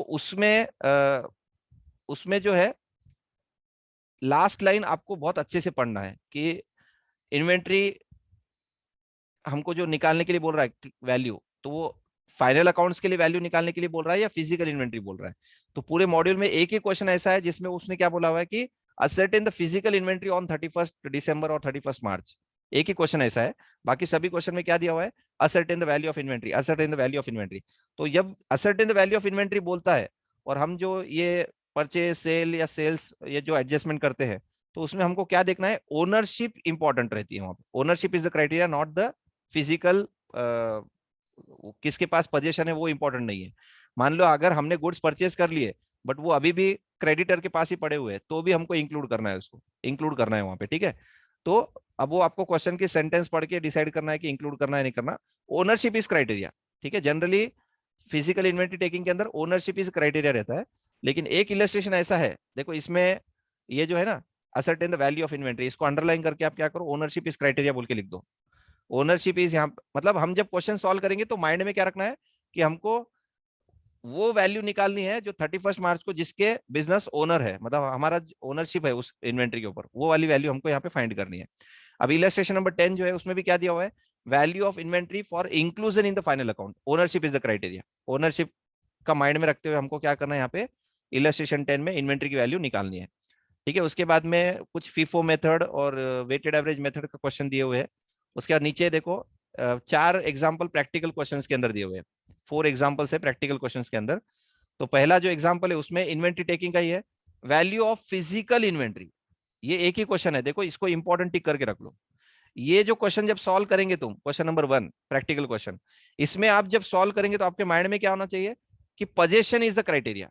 ठीक है, ownership is not the criteria. मान लो हमने माल खरीदा लेकिन हमको अभी तक मिला ही नहीं, तो उसको हम काउंट नहीं करेंगे, उसको हमको कंसिडर नहीं करना है। हमने माल बेचा लेकिन वो अभी तक हमने भेजा नहीं है, तो उसको हमको काउंट करना है। तो यहाँ पे देखो क्या दिया, ascertain the value of physical stock, physical stock की वैल्यू निकालनी है हमको। यहाँ पे हमको क्लोजिंग स्टॉक की वैल्यू नहीं निकालनी है, फिजिकल स्टॉक हमारे पास कितना है 31 मार्च को, उसकी निकालना है। तो पोजीशन इज द क्राइटेरिया। ठीक है, उसके बाद में ये जो सेकंड वाला क्वेश्चन है वो तो ट्रेडिंग अकाउंट का है। थर्ड वाला जो क्वेश्चन है उसमें करेक्ट प्रॉफिट हमको निकालना है, उन्होंने गलत प्रॉफिट काउंट किया है, और क्लोजिंग स्टॉक की वैल्यू भी करेक्ट निकालनी है। ठीक है, और यहाँ पे भी वैल्यू ऑफ स्टॉक बोला हुआ है, that is ownership is the criteria. और फोर्थ नंबर का जो क्वेश्चन है उसमें भी value of stock ownership is the criteria, value of stock निकालने के लिए बोला है। ठीक है, तो एग्जाम में मान लो अगर आ गया determine the value of physical stock on 30 जून, तो आप ये जब क्वेश्चन सॉल्व करोगे क्वेश्चन नंबर 4, तो आंसर आपका चेंज हो सकता है, और आपको पूरा का पूरा फिजिकली माल आया है अपने पास या नहीं आया वो सोचना है। आपके पास आ गया तो ऐड कर लो, ओनरशिप देखना नहीं है वहां पे अपन ओनर है या नहीं है। किसी और के पास पड़ा हुआ है तो लेना नहीं है अपने को इन्वेंट्री के अंदर।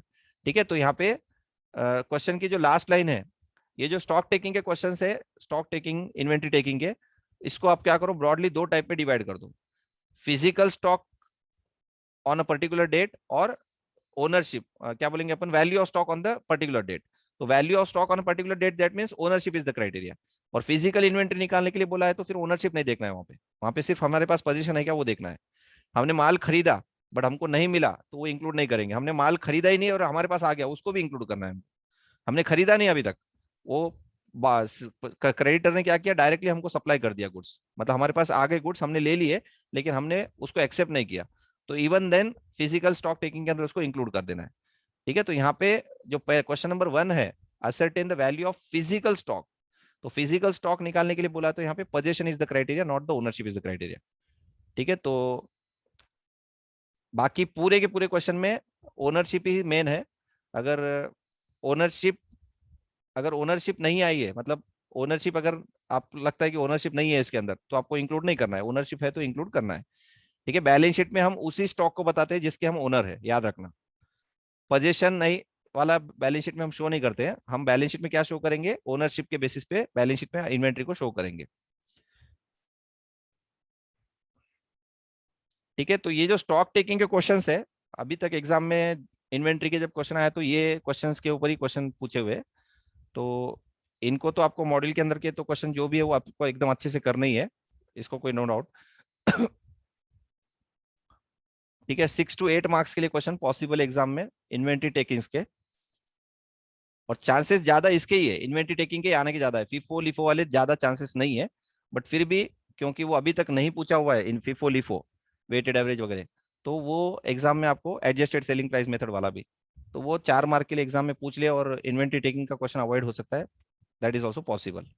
ठीक है, हर एक क्वेश्चन तो नहीं आ सकता, फीफो भी आ गया, इन्वेंट्री टेकिंग भी आ गया, थेरी का डिस्टिंक्शन बिटवीन भी आ गया, तो इन्वेंट्री चैप्टर का इतना वेटेज नहीं है। तो इंस्टीट्यूट जब क्वेश्चन प्रिपेयर करती है तो चैप्टर के अंदर का certain portion 4 mark 8 mark 6 mark लेके उसको उस चैप्टर को वहां पे क्लोज कर देते, मतलब हर चैप्टर में से कुछ ना कुछ मार्क्स देना है, वो हिसाब से वो कवर करते पेपर को। ठीक है, तो इसमें ये जो इलस्ट्रेशन नंबर, नहीं सॉरी, क्वेश्चन नंबर जो है 3, क्वेश्चन नंबर 3, तो कुछ स्टूडेंट्स का क्वेश्चन नंबर 3 का डाउट है, तो मैं उसका आपको वीडियो बना के भेज दूंगा कि उसमें आपको उसको सॉल्व करते हुए क्या क्या ध्यान में रखना है। बहुत सिंपल क्वेश्चन है वो, क्वेश्चन नंबर 3 हार्ड नहीं है, लेकिन क्योंकि उसमें करेक्ट प्रॉफिट निकालने के लिए बोला है और करेक्ट इन्वेंट्री वैल्यू निकालने के लिए बोला हुआ है, तो और वो भी यहाँ पे तो है अकाउंट फॉर्मेट में दिया उन्होंने आंसर, ये देखो अकाउंट फॉर्मेट में। ठीक है, इसको अकाउंट फॉर्मेट में नहीं बनाते हुए अपन प्लस माइनस फॉर्मेट में बनाएंगे तो हम इसका आंसर निकाल सकते हैं। तो उसका मैं आपको सेपरेटली क्या करूंगा, एक वीडियो प्रिपेयर करके सेंड कर दूंगा, और बाकी क्वेश्चंस में अगर कुछ डाउट है तो आप क्वेश्चन पूछ सकते हो।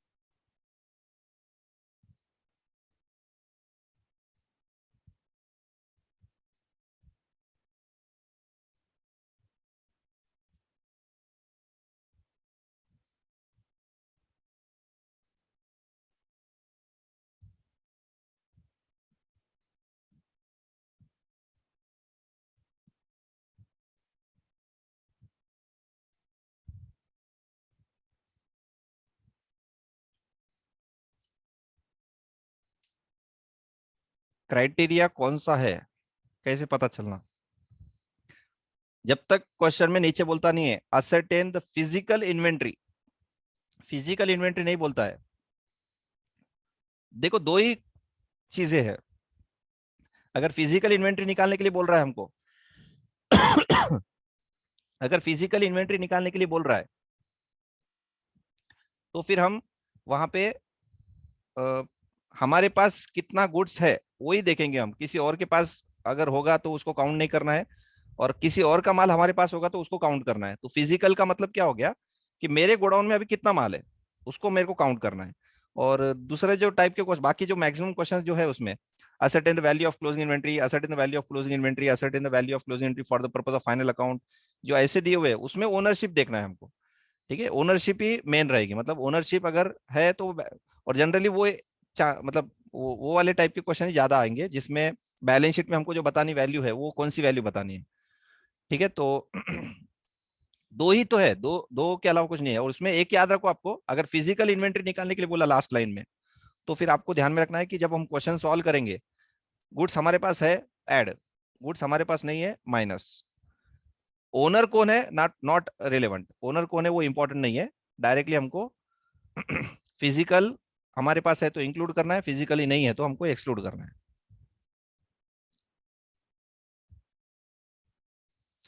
एडजस्टेड सेलिंग प्राइस मेथड का एग्जांपल ऊपर 7th नंबर का इलस्ट्रेशन आप पहले करो, वो एकदम सिंपल है, और उसके बाद 6 नंबर करो। ऑलरेडी हमारे क्लास में दोनों भी क्वेश्चन कवर किए वाले हैं, और सिंपल है, कोई बहुत डिफिकल्ट नहीं है उसके अंदर। इन्वेंट्री सेलिंग प्राइस की दिए वाली होती है हमारे पास, सेलिंग प्राइस की इन्वेंट्री हमारे पास दिए वाली होती है, और हमको क्या करना है देखो यहाँ पे उसमें दिया हुआ है,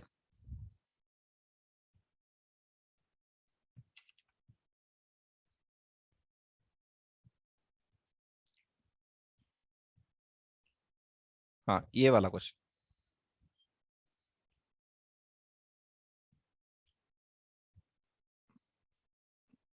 तो यहाँ पे देखो sale price of closing inventory, sale price of adjusted selling price method में हमको क्या है, एडजस्टेड सेलिंग प्राइस में हमको selling price of closing inventory दे देगा। ठीक है, और अब हम क्या करेंगे, sale price of closing inventory दे दिया, सेल दे दिया, और अब हम क्या करेंगे, जो माल खरीदा हुआ है, जो एक्सपेंसेस इंकर्ड है, और डिस्काउंट वगैरह सब लेस करके टैक्सेस ऐड करके इसका कॉस्ट निकाल लेंगे।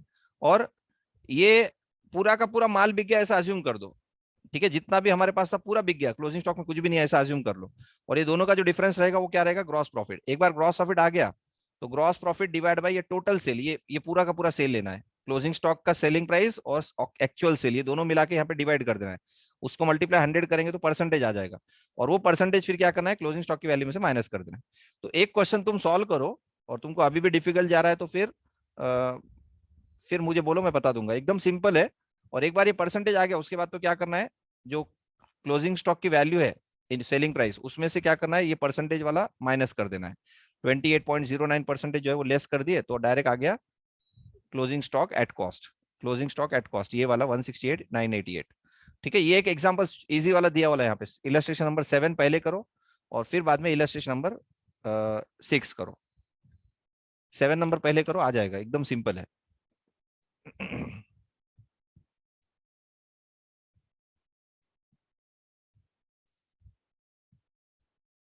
फिजिकल इन्वेंट्री में कंसाइनमेंट इन्वेंट्री एंड सेल और रिटर्न इन्वेंट्री ऐड होते हैं क्या? अगर फिजिकल इन्वेंट्री निकालना है, और आप अगर कंसाइनर हो, मतलब जिसने माल भेजा वो कंसाइनर है, और आप फिजिकल इन्वेंट्री, आप कंसाइनर के बुक्स में हम फिजिकल इन्वेंट्री निकाल रहे हैं मान लो, तो कंसाइनर के पास जो माल है वो काउंट नहीं होगा। सेल और रिटर्न बेसिस पे जो दिया हुआ है वो भी काउंट नहीं होगा, काउंट नहीं होगा, बिकॉज फिजिकली हमारे पास है ही नहीं ना। तो हम फिजिकल इन्वेंट्री जब निकालेंगे, तो अगर मैं कंसाइनी हूं मान लो, तो कंसाइनर ने भेजा हुआ माल मेरे पास पड़ा हुआ है, ठीक है, तो वो इंक्लूड करेंगे हम। ठीक है, लेकिन अगर हम कंसाइनर है और सामने वाले को हमने माल भेजा हुआ है कंसाइनी को, तो वो इंक्लूड नहीं होगा फिजिकल इन्वेंट्री के अंदर।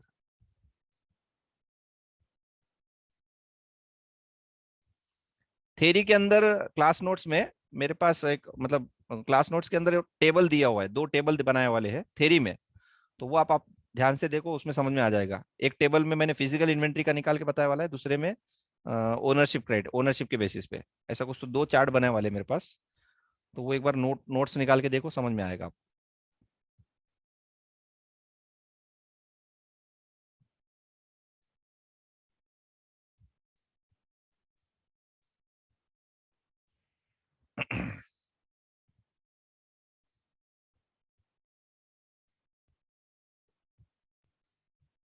और किसी को कुछ डाउट?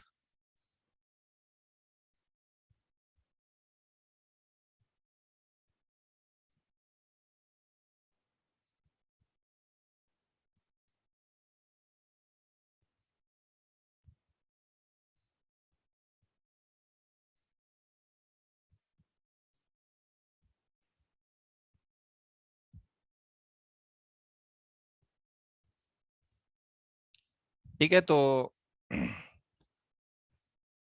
नेक्स्ट सेशन में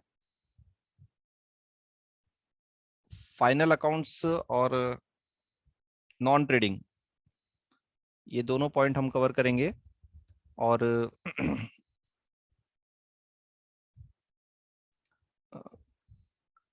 कल हमारा सेशन रहेगा, एक्चुअली जो आपको चार्ट बना के दिया हुआ है उसके हिसाब से संडे को कोई क्लास नहीं है, सेशन वगैरह।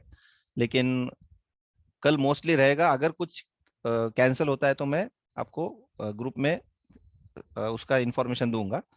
मोस्टली तो क्लास रहेगा कल। ठीक है, कल अपना रेगुलर 10 o'clock को फाइनल अकाउंट्स और नॉन ट्रेडिंग कंसर्न, ये 2 टॉपिक के ऊपर हम रिवीजन सेशन करेंगे। ठीक है, और अगर इसमें कुछ डाउट है आज के इसमें कंसाइनमेंट या फिर इन्वेंट्री के अंदर, तो फिर अगर कुछ डाउट हो तो मुझे आप व्हाट्सएप पे क्वेश्चन पूछ सकते हो। ठीक है, तो हम एंड करते हैं सेशन को आज के।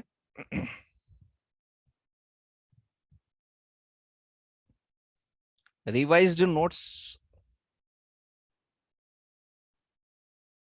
की रिवीजन नोट्स, हाँ कंसाइनमेंट के रिवीजन नोट्स मैंने जो अभी पढ़ाए थे, वो पॉइंट्स जो जो मैंने लिख के दिए थे वहाँ पे, वो मैं आपको ग्रुप में सेंड कर दूंगा।